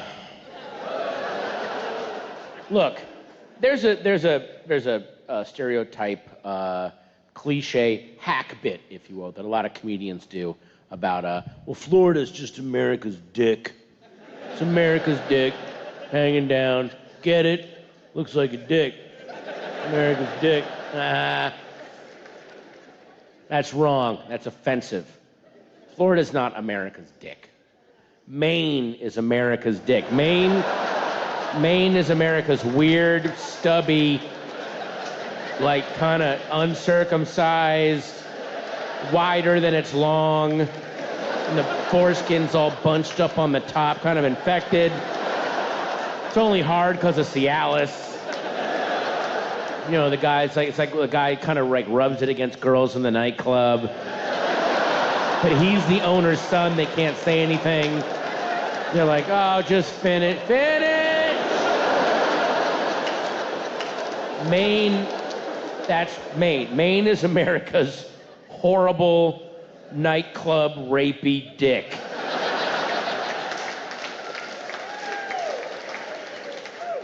And then Florida is America's kind of drooping, descending in the humid heat nutsack. Just this long scrotum. Just a southern scrotum. It's a fucking scrotum.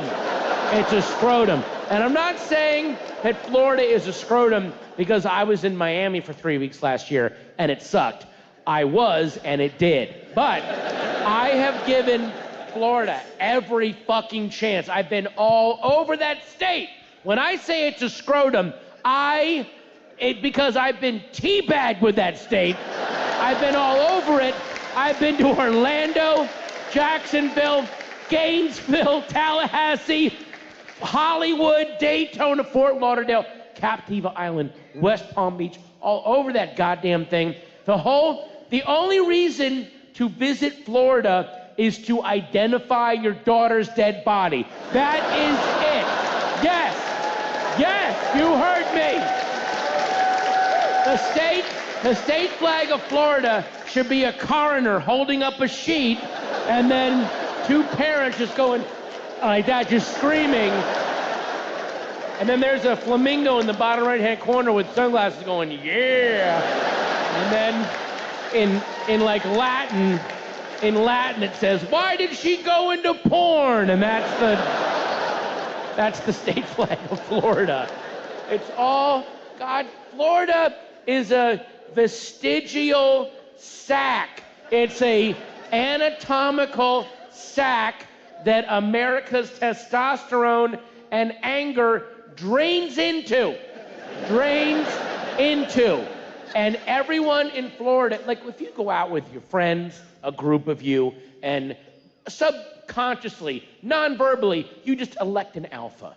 Who's gonna run things tonight? What bar are we going to? Where are we gonna eat? And you're happy that there's an alpha for one night. I'm just gonna relax and kick back. Florida, it's all alphas. Everyone, men, women, black, white, gay, straight, Jews and Cubans are all alphas. And they're all fighting for dominance. They have to win everything. And it's so ugly, everything. It's just, all right. One day, I was in Miami, and I went walking up Collins Avenue to look at the gorgeous old Art Deco hotels, because I wanted to see something pretty for 10 fucking minutes. So I'm walking along, and who comes down the sidewalk? These two weightlifter dudes in their short shorts and those weightlifter shirts that like a towel basically that is cut into a shirt so the sides open so you can see the meat display. And these guys, they're just like on a pussy safari, yeah. And they're walking along, and they look gayer than the pickup truck full of gay guys that's cruising alongside of them. 2 in the cab, 4 in the back, going, woo! Yeah! Like, just who did these guys? So one of the weightlifter douchebags stops, and he turns to the pickup truck, and he goes, hey, we're not gay, all right? And then one of the guys in the back of the pickup truck says, it's still an ass, motherfucker!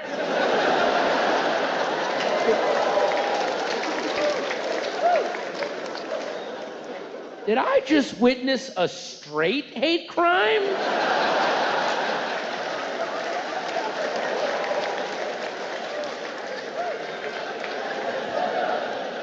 Florida is the state where every 10 minutes you're guaranteed to just go, everything I'm looking at, everyone die. Everyone that I'm seeing right now just die. All of you dead. Dead, all of you.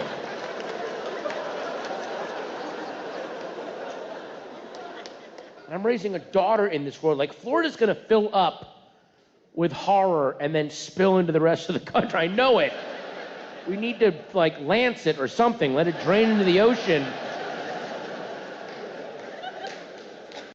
But the craziest part of the whole morning show is the strawberry letter.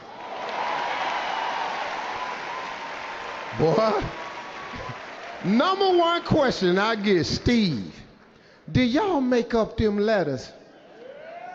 Listen to me. There is no one on my staff that talented.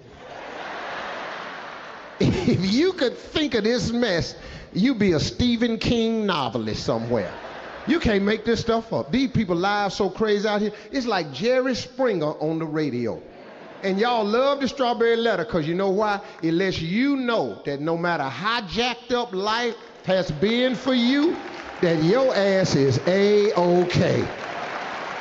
Okay, at least I ain't that.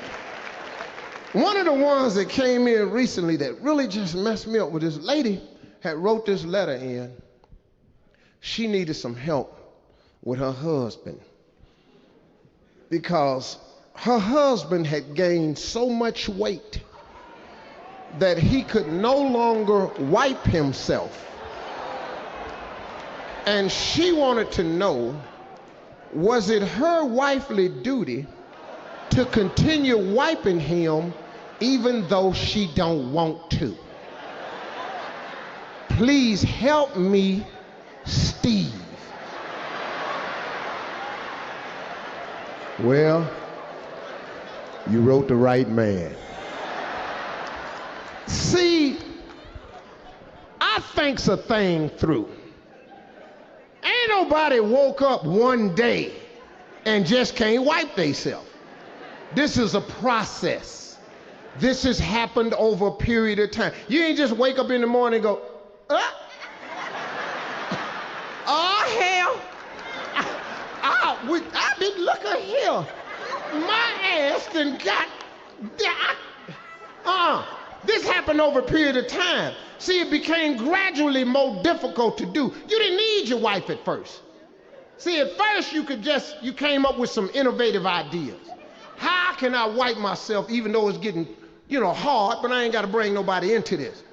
I would imagine that there was a period of time where he was wrapping toilet tissue around his thumb till it looked like a little snow cone, and then just using the tip. Maybe that's what he did. Maybe that quit working after a few more months, and he just started breaking off the whole roll, just sticking it up there. He was going through 6-7 rolls of toilet tissue in one sitting. I don't know, I would imagine after that quit working, on the way to the bathroom, maybe just reached over and grabbed a roll of paper towels. That's about that long, that'll give me some few more inches. And he started I eventually probably got down to Christmas gift paper.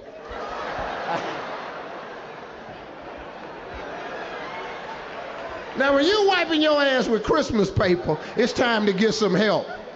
Santa Claus got shit on it. The little reindeers got shit on it. The snowman is brown. Mama, why my presents stink? Just shut up and open your gift.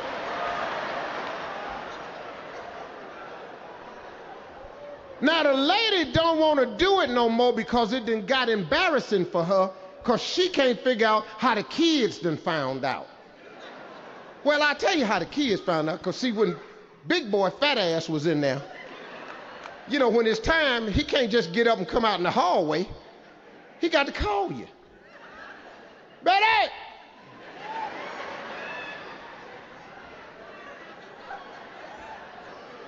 Betty!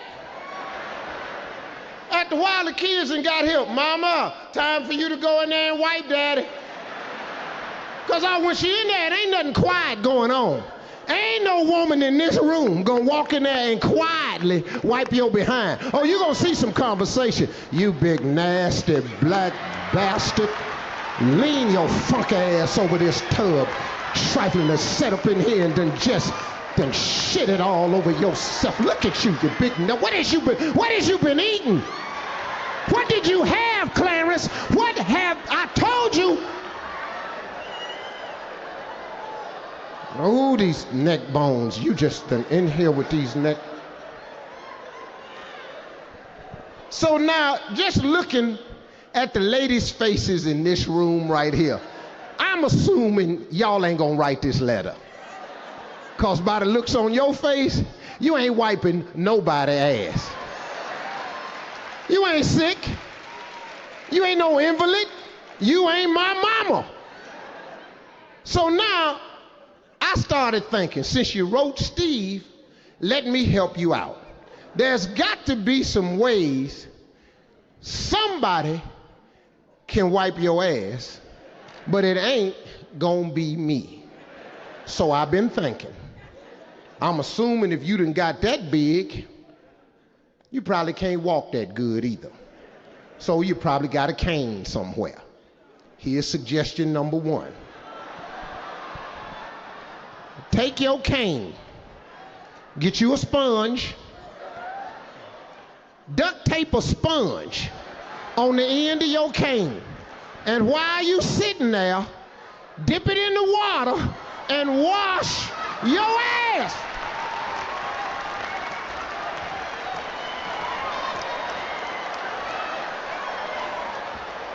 Somebody gonna wipe your ass, but it ain't gonna be me. I don't give a damn if you got to get up and use the corner of the bathroom door and lean your ass on that door sill and slide.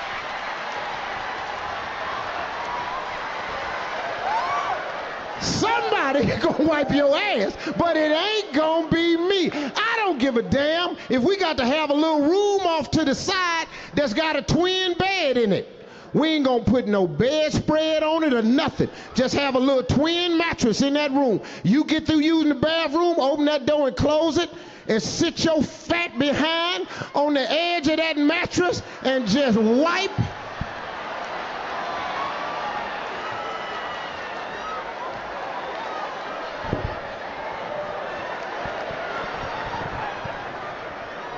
Somebody gonna wipe your ass, but it ain't gonna be me. I don't give a damn if you gotta start shitting down at the gas station.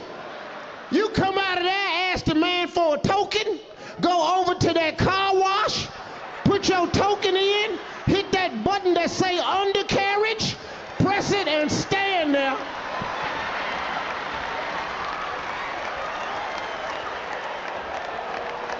Get down to the end where that wind blow the water off the windshield and open your ass and let it blow dry. Somebody gonna wipe your ass, but it ain't gonna be me.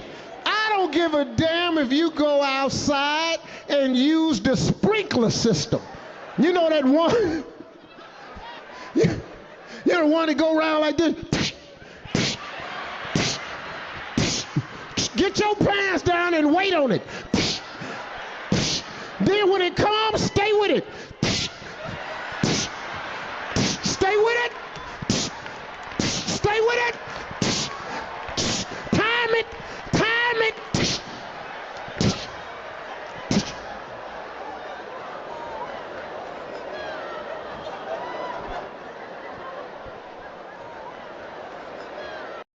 I like this crowd. This is a really good crowd. Here's what I'm telling you. You know why I like it? Because you get the jokes, you support them. Here's the LL's deal. I'm talking about myself in the third person. LL's with initials. How freaking pretentious is that shit? Okay, here's how I roll. I feel like the biggest thing I hate is when comics come up on a stage, they just get a divorce, and then they're anti-marriage. That's bullshit. I think marriage is a beautiful thing, a wonderful thing, and I plan to do it at least 3 more times because I love weddings. What I think is even great is most of these states are getting on the case and legalizing gay marriage. Isn't that fantastic? I do not understand how people can be against gay marriage. Guess what I figure? If they're against gay marriage, they're big closet case dick suckers. That's what they are. Yep, they are deeper in the closet than Melissa McCarthy's workout clothes. Fuck you, I can say it till I gain my weight back in 3 years. But honestly, and from my heart, I really feel like if as a gay person, you are lucky enough to find someone to spend the rest of your life with, you have every right to be just as miserable as us straight people are. In fact, you know what?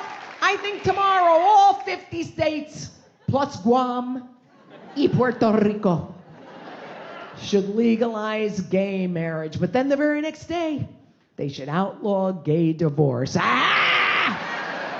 You asked for it, you got it, cornholers. Good luck splitting up that crate and barrel registry, you dirty homos. You two lesbians, fucking go to Home Depot and get your money back.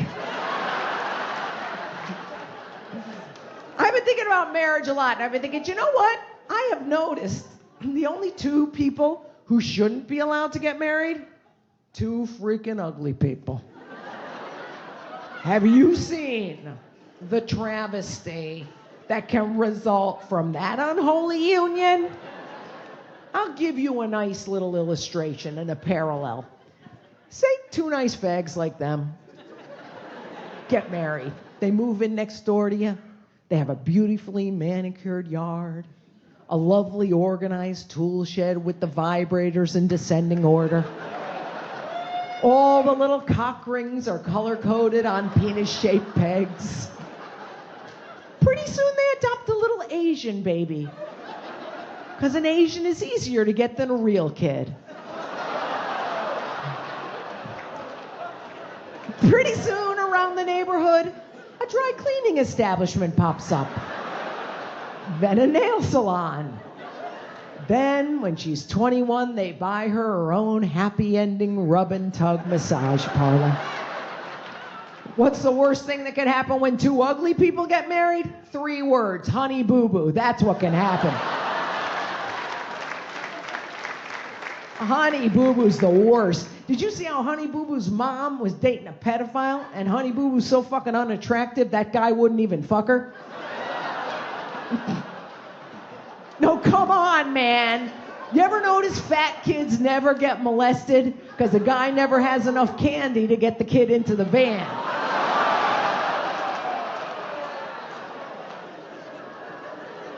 I was a pretty stupid kid, also. I used to get talked into making crank calls, you know? My older brothers and friends would just stand around me. Okay, Brian, make some crank calls. Make some crank calls. And I get all nervous and mess them up. Do you have frog legs? No, do you serve them? No, do you have them? You're stupid! Brian, relax, man. You gotta relax when you make the crank calls. Do another one, concentrate. Is your refrigerator running? It's not. Oh. It's not. It's not. No, it's not. Okay, you have a good day now. You take luck. Brian, do this one. Read it so you don't mess it up. Do you have Prince Albert in the can? You do? Well, then you better take him out because he is suffocating. He wants to know what that hang up. You're stupid! You stupid person!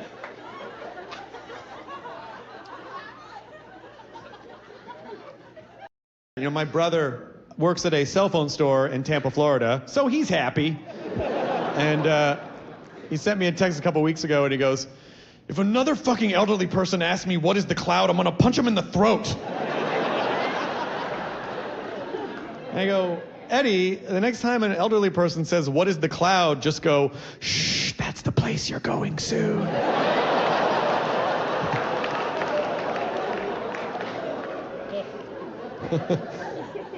So old people are texting and they're on social media. They're trying to steal our youth essence like it's Cocoon. Like they're all up in it. And that's normally fine. I have a friend whose grandpa's 82 and her primary form of communication is text. They text each other.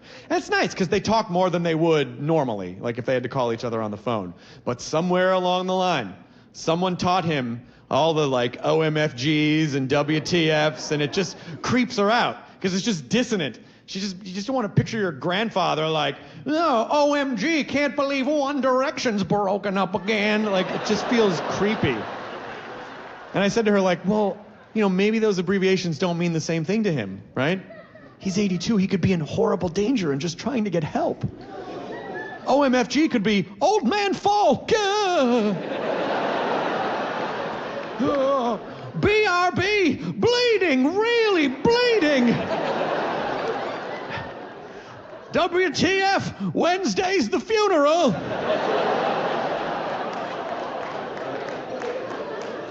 I had my first old man moment not that long ago.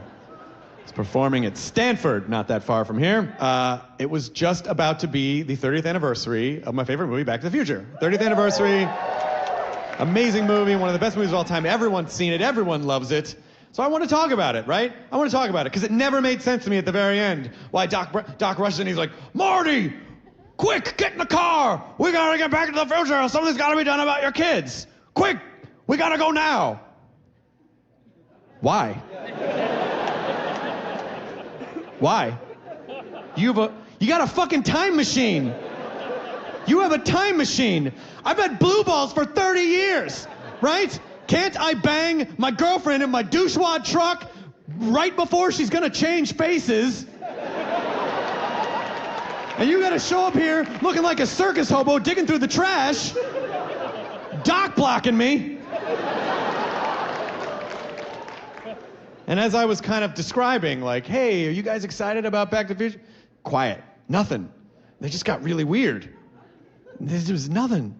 And then I realized, oh, they've never seen the movie before. So I asked the fucker in the front row, I go, what year were you born? He goes, 1997. I'm like, fuck you, man. Like, now I get mad at him for something that's not his fault. How fucking dare you be born 12 years too late after the greatest movie in the history of all. Do you understand that'd be like when I was in college if some creepy old guy was on stage going, Gone with the Wind was the greatest goddamn movie in the history of entertainment. Now, you little shitbags are too far up your own butts to know anything. Do you understand? Now I'm just Grandpa Gen X just shouting at them on stage. In my day, movies were about important things like time travel, and they taught us valuable lessons like always meet an old man in a mall parking lot at 1 a.m. when he asks you to bring a video camera.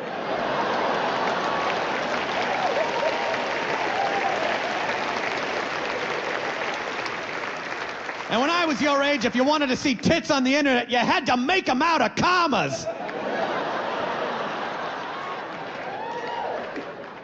We didn't just have boobs whenever we wanted to. Let me tell you about scrambled porn. You have to sneak down to your parents' living room at 3 o'clock in the morning and turn it on channel 942. The screen would just be all wavy and you could hear noise. You just waited for it to freeze on something. You're just sitting there like a sniper waiting for a clean shot. What is that, a boob, a neck, a vagina, a butt, an elbow? My generation jerked off to more shoulders than any in the history of mankind.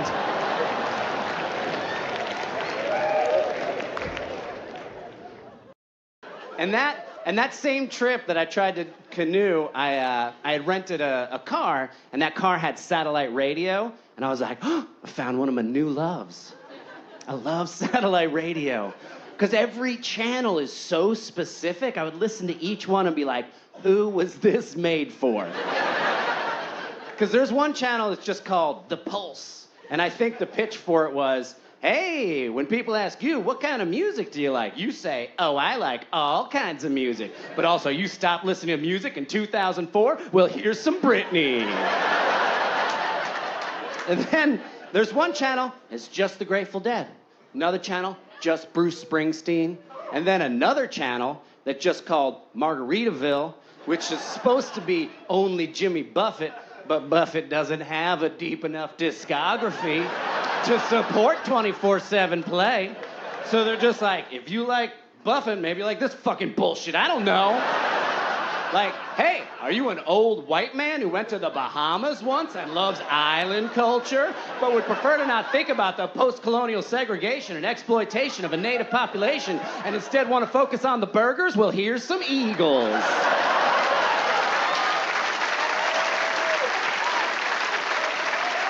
Man, fuck Buffett.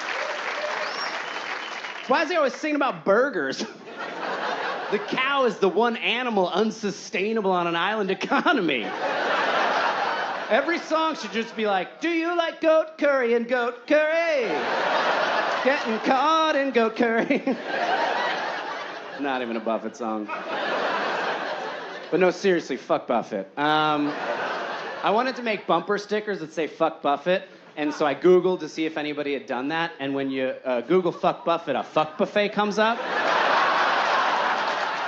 And that's very upsetting. It's upsetting. That's two types of images. That's a table full of buttholes, and then just a dude putting his dick in mashed potatoes.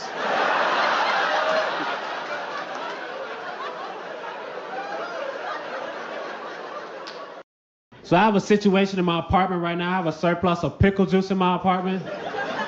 There's too much pickle juice because after the pickles are gone, I don't like throwing out the pickle juice. It just feels wasteful. So lately I've been dipping my fingers in the pickle juice and I flick it on my sandwiches for flavor like that.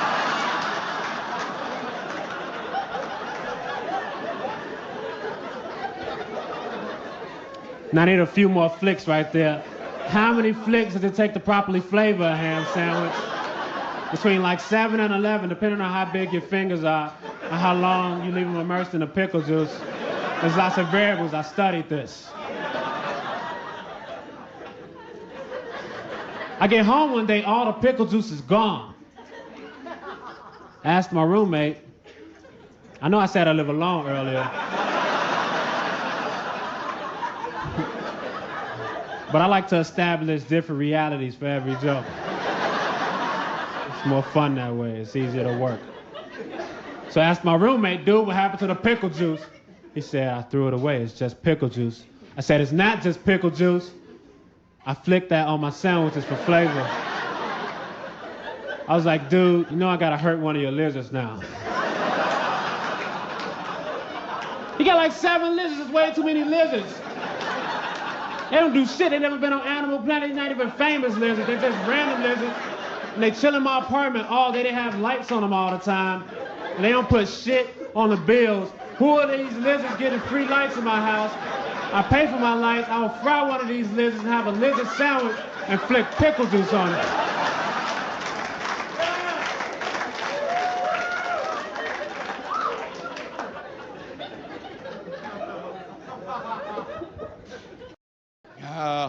My parents didn't know what to do with me. They got me into Little League Baseball. I played out in right field because I stunk. But you don't know, you just show up, you know. Oh, I got my glove. You any good? I don't know, my mom told me to come out here. We'll get out in right field. Okay. Turn around, you moron. Oh, okay. Not the whole way. Oh, only some way. I never knew what was going on out in right field. All I knew is at the end of the game, I'd get a free snow cone. That's all I knew. You know? Be out there, oh, free snow cone. Free snow cone.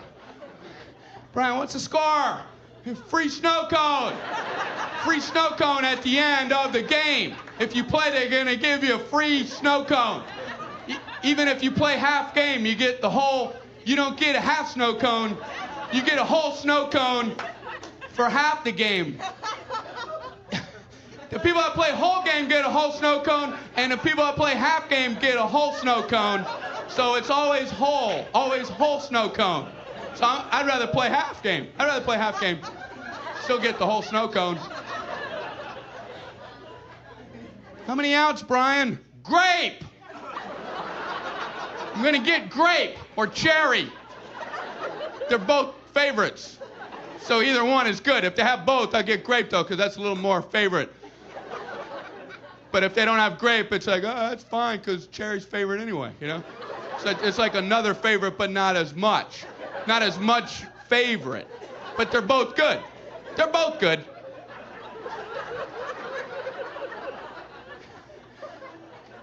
All right, Brian, you just have fun out there. Okay. The second baseman would give me signals to get me involved in the game, you know? He'd like, you know, put his outside fingers up. Okay, Brian, got 2 away. 2 away, Brian. I don't know what he's talking about. Okay. Brian, 2 away. You too.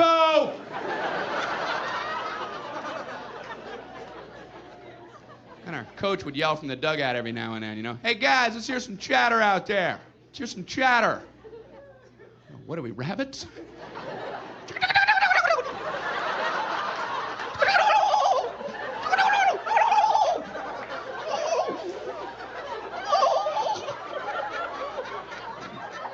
Might as well have been, you know. Chattering is saying, hey, batter, batter, over and over again. I don't think I ever felt like more of an idiot in my whole life.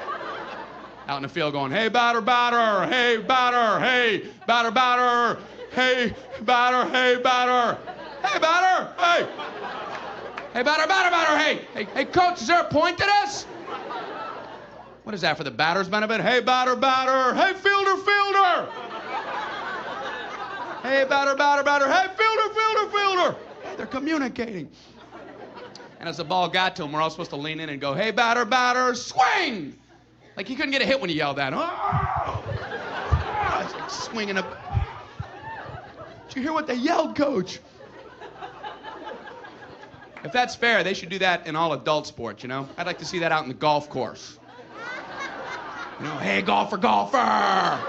Hey, golfer, golfer, golfer, putt! Putt, golfer! It's right there, putt! What the hell's the matter with you, Ralph? I'm just trying to make it fun.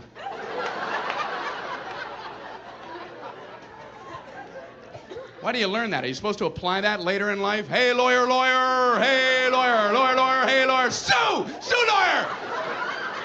Bus driver, drive, drive! Shift, bus driver! What the hell's the matter with you? I learned that as a kid. I was just applying it. The only compliment I ever got in Little League Baseball was, good eye, Brian. Good eye, Brian. Yeah, hell, thank you.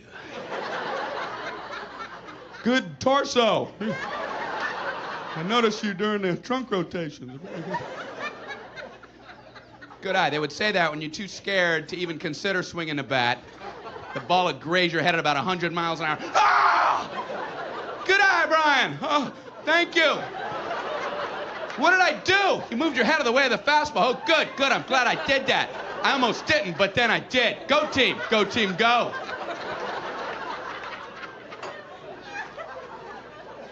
I used to get scared getting up to bat. And what made it worse was the kids out on the field on the other team. I don't even know these kids, and they're all out there yelling, easy out, easy out. Everybody move in, easy out. How do you handle that when you're 9 years old? Hey, they're walking towards me. The outfielders are playing in on the clay. The infielders are going through my pockets, easy out, easy out. I'm like going, hey, that's my gum.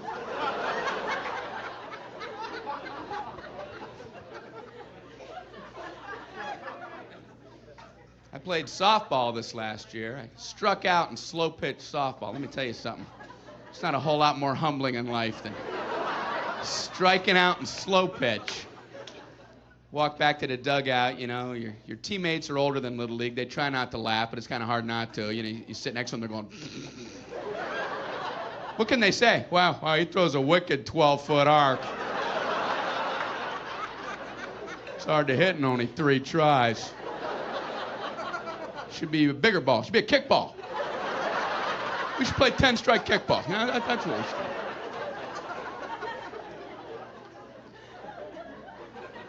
They call it softball. Makes it sound like it's harmless, you know? You ever take a line shot to the face with a softball? You don't go, hey, that's downy soft.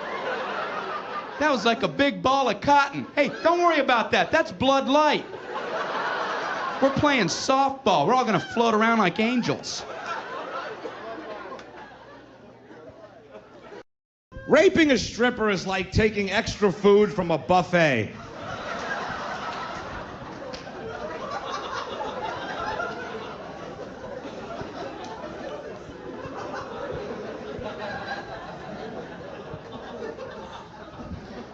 Some girl yelled out one night, oh, that's wrong. Oh, really? It is? Thanks. I thought it was right. I didn't know.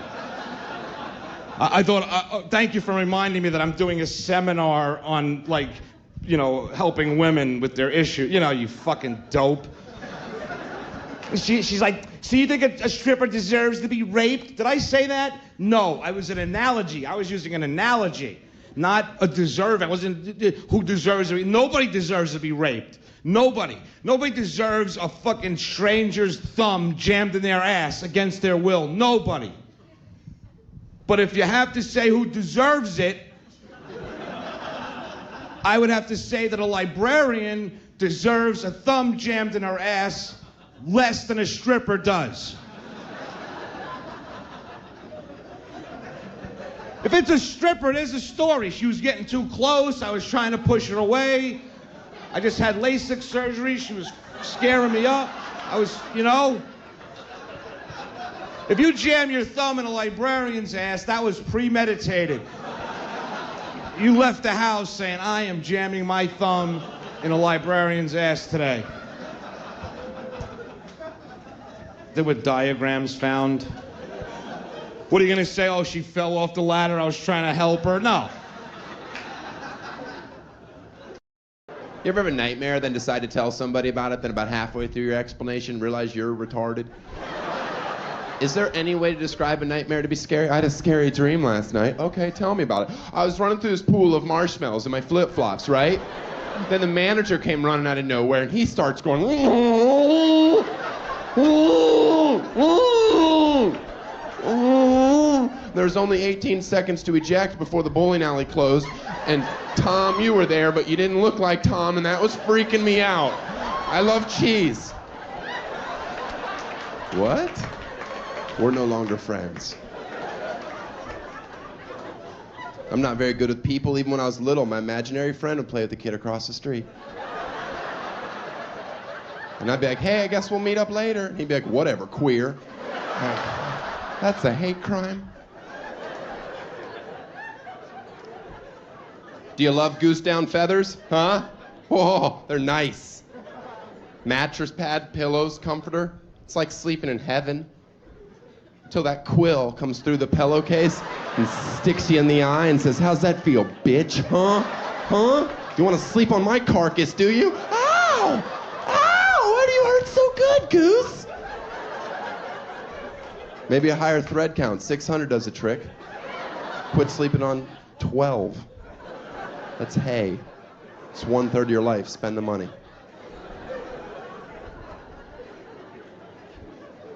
I was watching the country music channel the other day and I fell asleep and I woke up racist. That's weird. They should put a warning on that channel. I just wanted to nap during the Dixie Chicks. Now there's holes in my linens. That's right. If you listen to the Dixie Chicks, you're racist. I have a pie chart that proves it. I don't have segues. Get used to that. A lot of comics do. Oh, I was at the mall last week. No, you weren't. Do your joke. I study meditation. I love anything that says the act of non-doing is the most important thing you can do with your life. My whole life, my parents have been like, you are so lazy. It turns out I'm a Buddhist. So suck it. Which isn't very Buddha-like, but I only read the first chapter. Thanks, Uma's dad. I have to apologize. I have really bad posture. My mom says it's because I have a huge cock. That's how she talks. Yeah. She's a sailor. We don't judge her. She only follows one rule, and that's the rule of the sea.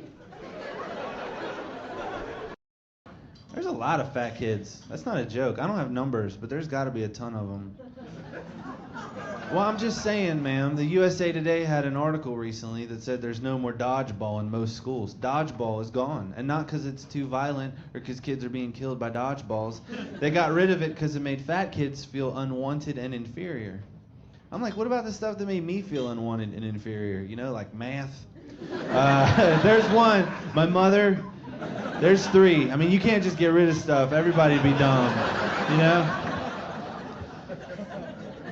And you can't blame kids for what they weigh if you look at their toys. My cousin owns a Chuck E. Cheese pizza oven. I wish that was a joke.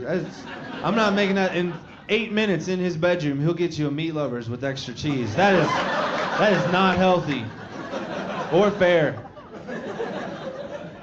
How is that fair? I had a Snoopy snow cone machine. In 4 hours, you could crush 1 cube and get like a Dixie cup half full of cherry-flavored ice, the whole time praying your sister would bake you a cake with a light bulb. You know, like that was a good day. Remember those 60-watt brownies? Oh, I love those. So good.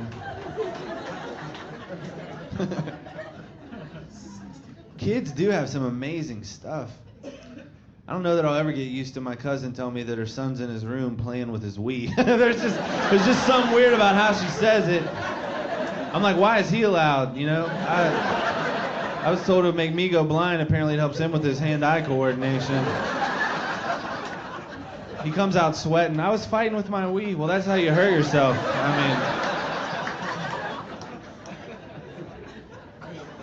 I don't know if you've seen those things. They are amazing.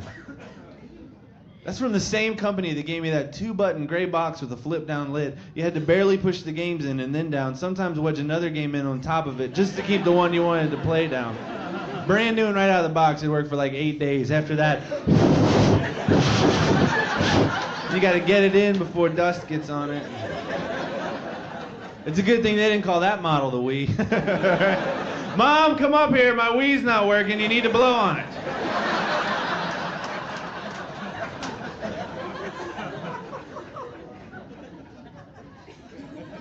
My little cousin's putting on some pounds. His mom's like, I don't understand what's going on. He's got a pizza oven in his bedroom, right? It's not hard to figure out. I certainly would not have been outside if I had things like that. I was out there because I didn't like the toys I had, you know, like Legos, because I was not very good with them. And the kid next door to me was awesome with them. That or his dad really cared. I'm not sure, but I felt like an idiot. This kid has a Lego mansion. Who has beige Legos? This kid had a golf course and a swimming pool, motorized Lego pit bulls keeping an eye on the place. He had Lego BMWs parked out front. I'm in my room building low-income housing, you know, just like big red brick buildings, something on the bus line. I mean, you want them to be all red, but you never had enough. Now there's just blue and yellow bricks scattered through the projects. I got Lego people waking me up at night complaining about their living conditions. Josh, he turned off our water again. Well, ma'am, you didn't pay your rent again. I told you I'm waiting on our last paycheck to get here, and my husband keeps spending all our money at the strip club. Well, you know what? That's not my problem, all right? This might not be the Ritz-Carlton, but it ain't no Tinker Toys either, so if you don't like it, why don't you take it back to the woods with your 13 brothers and sisters in the Lincoln Logs? Is that what you want? And she's like, why you talk down to me? Because I got a lot of free time, and you're 2 inches tall. And I'm just saying, kids have it good.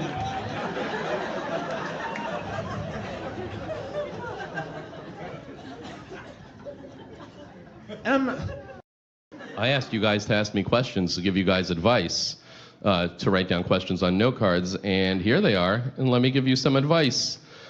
Just answer some of your questions.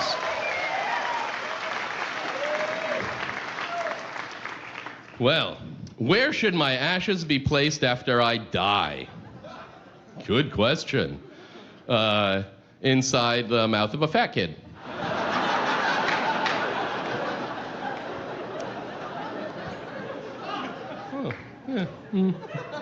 Where is the best place to have sex in Disney World? Oh, in Minnie Mouse's costume? My consciousness keeps projecting into my dire wolf. What should I do? Get a job.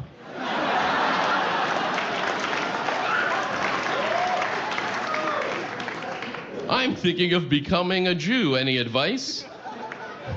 Yes. I recommend God choosing you to be one. It's not a burn. Isn't that the thing? I'm Jewish. I should know. I shouldn't be asking you. But I believe God has to choose you to be very special and despised for thousands of years by all the world's governments. I want every government in history to have hated me. How can I do it? Well, I recommend to converting to Judaism. Why does my boyfriend call everything, quote, the big nasty? Whether it's sex or his annoying boss he hates. Because he's 22. What is the best way to deal with rude, oblivious people? I don't know. How about one of those things where you put, like, waterboarding? That's what it's called. I feel like if you get secrets out of somebody, you could definitely get somebody to have better manners just by putting a towel on their face and pouring water on them. I did it once for a scene in a thing where I was fake waterboarded, but do you know that when you're fake waterboarded, you're also waterboarded? That's what I found out. I mean, on the other hand, you can go, stop, I'm drowning, which a terrorist can't do, but they shouldn't be so terrory. Just kidding. Anyway, never mind. That spanned a lot of political ideologies. What should I do if my girlfriend has become comfortable with shitting while I am her house? If you mean in her house, you should totally deal with it. If you mean she is like, you're my house and I'm going to shit in you, that is a legitimate problem. One, you should make her move out. And you should definitely not let her use you as a bathroom. You know what you mean. Uh-huh. How many cats is an acceptable number to own before you're considered crazy? 2. At 3 cats, it's like, what are you doing? And that's the 3 cats is the gateway to coke and stuff. Then you're like, what's it matter? And you'll start being on E and cuddling too much. What's a creative way I can let my boyfriend know how much he means to me?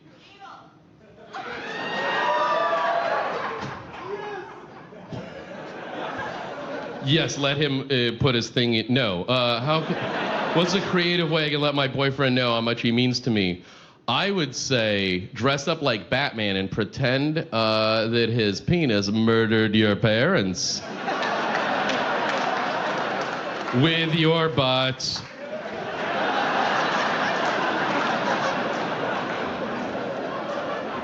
I hope you feel dumb for yelling anal now. Because of genuinely how much better what I said was. And it even incorporated it, Jesus.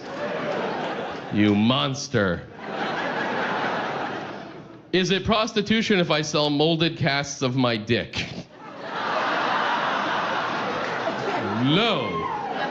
Prostitution is if you sell your own dick, not a representation of your dick. Did you not study Schopenhauer? Yeah, that'll be on TV. You've got to check out this guy's kick-ass Schopenhauer representation humor. It's the best. I told my girlfriend if I shave my pubes, my dick... I'm sorry, this is happening. I told my girlfriend if I shave my pubes, my dick would look bigger. She said, will it look bigger to my vagina? What's up with that? Well, in your defense, we do eat with our eyes. What is the best way to take down a bear? Pull its balls off. Can you recommend a vehicle that will handle well in snow and ice without compromising fuel efficiency? Helicopter.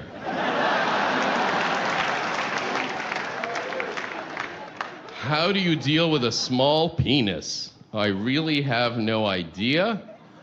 And then with it, advice for online dating? Well, I definitely wouldn't lead with that. How do you get 3 college-age children to move out of your house? Ooh, raise them better.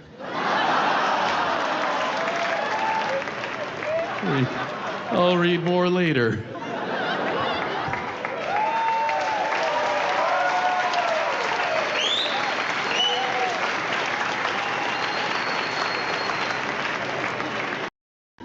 I don't think dicks are any better. I don't know if they're attractive either, but you know. Do you want, like, do girls want pictures of dicks? I doubt it. No, right? Because they're not that attractive. Some girls will ask for them. You can want like to have that over us. Like, as if we ever break your heart, you're like, I'm gonna show your weird little dick to everybody. It's exactly what you do. That's why I take all my dick pictures perspective style. I'll take a picture of my dick close, but in the distance, like a table. And then it looks like my dick is bigger than the fucking table. I'm like, oh man, look at that. My dick could eat this table if it had to. That's how fucking crazy big it is. Dicks are just as, mine's not big. It's not small. It's kind of sad. Like if my dick had a face, it would be like this. what's wrong, buddy? You gotta pee? No, it's not that. You wanna get some pussy or something? Maybe. How big's your dick, dude? Medium. Medium? I'm not trying to bite a turtleneck. I just want to know, like...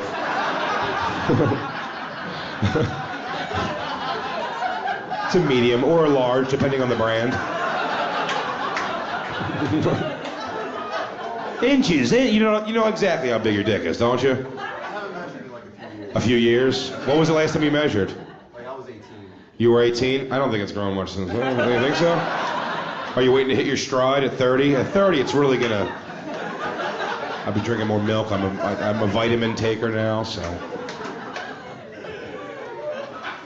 How big's yours, dude? 6 and 7/8. Yeah, right? I believe him. I believe him. That's good, too. I'm 5 and 9/16. And it's specific, and it's exact, precise, right? Let me see if I think you have the idea. You know what you're doing. Like some people just say like 6. So here's the problem. The mistake most people tape measure exactly. A ruler is a rookie move. Too rigid, right? You're gonna lose like 2/16 on that. You can't afford that. Not at my size. So I gotta go like an old Italian tailor. I start at the base and I cheat a little bit. I push the gun back a little bit, and then I follow the hook. I pin it off like a hem, I snap a line. I go, that's to my boy.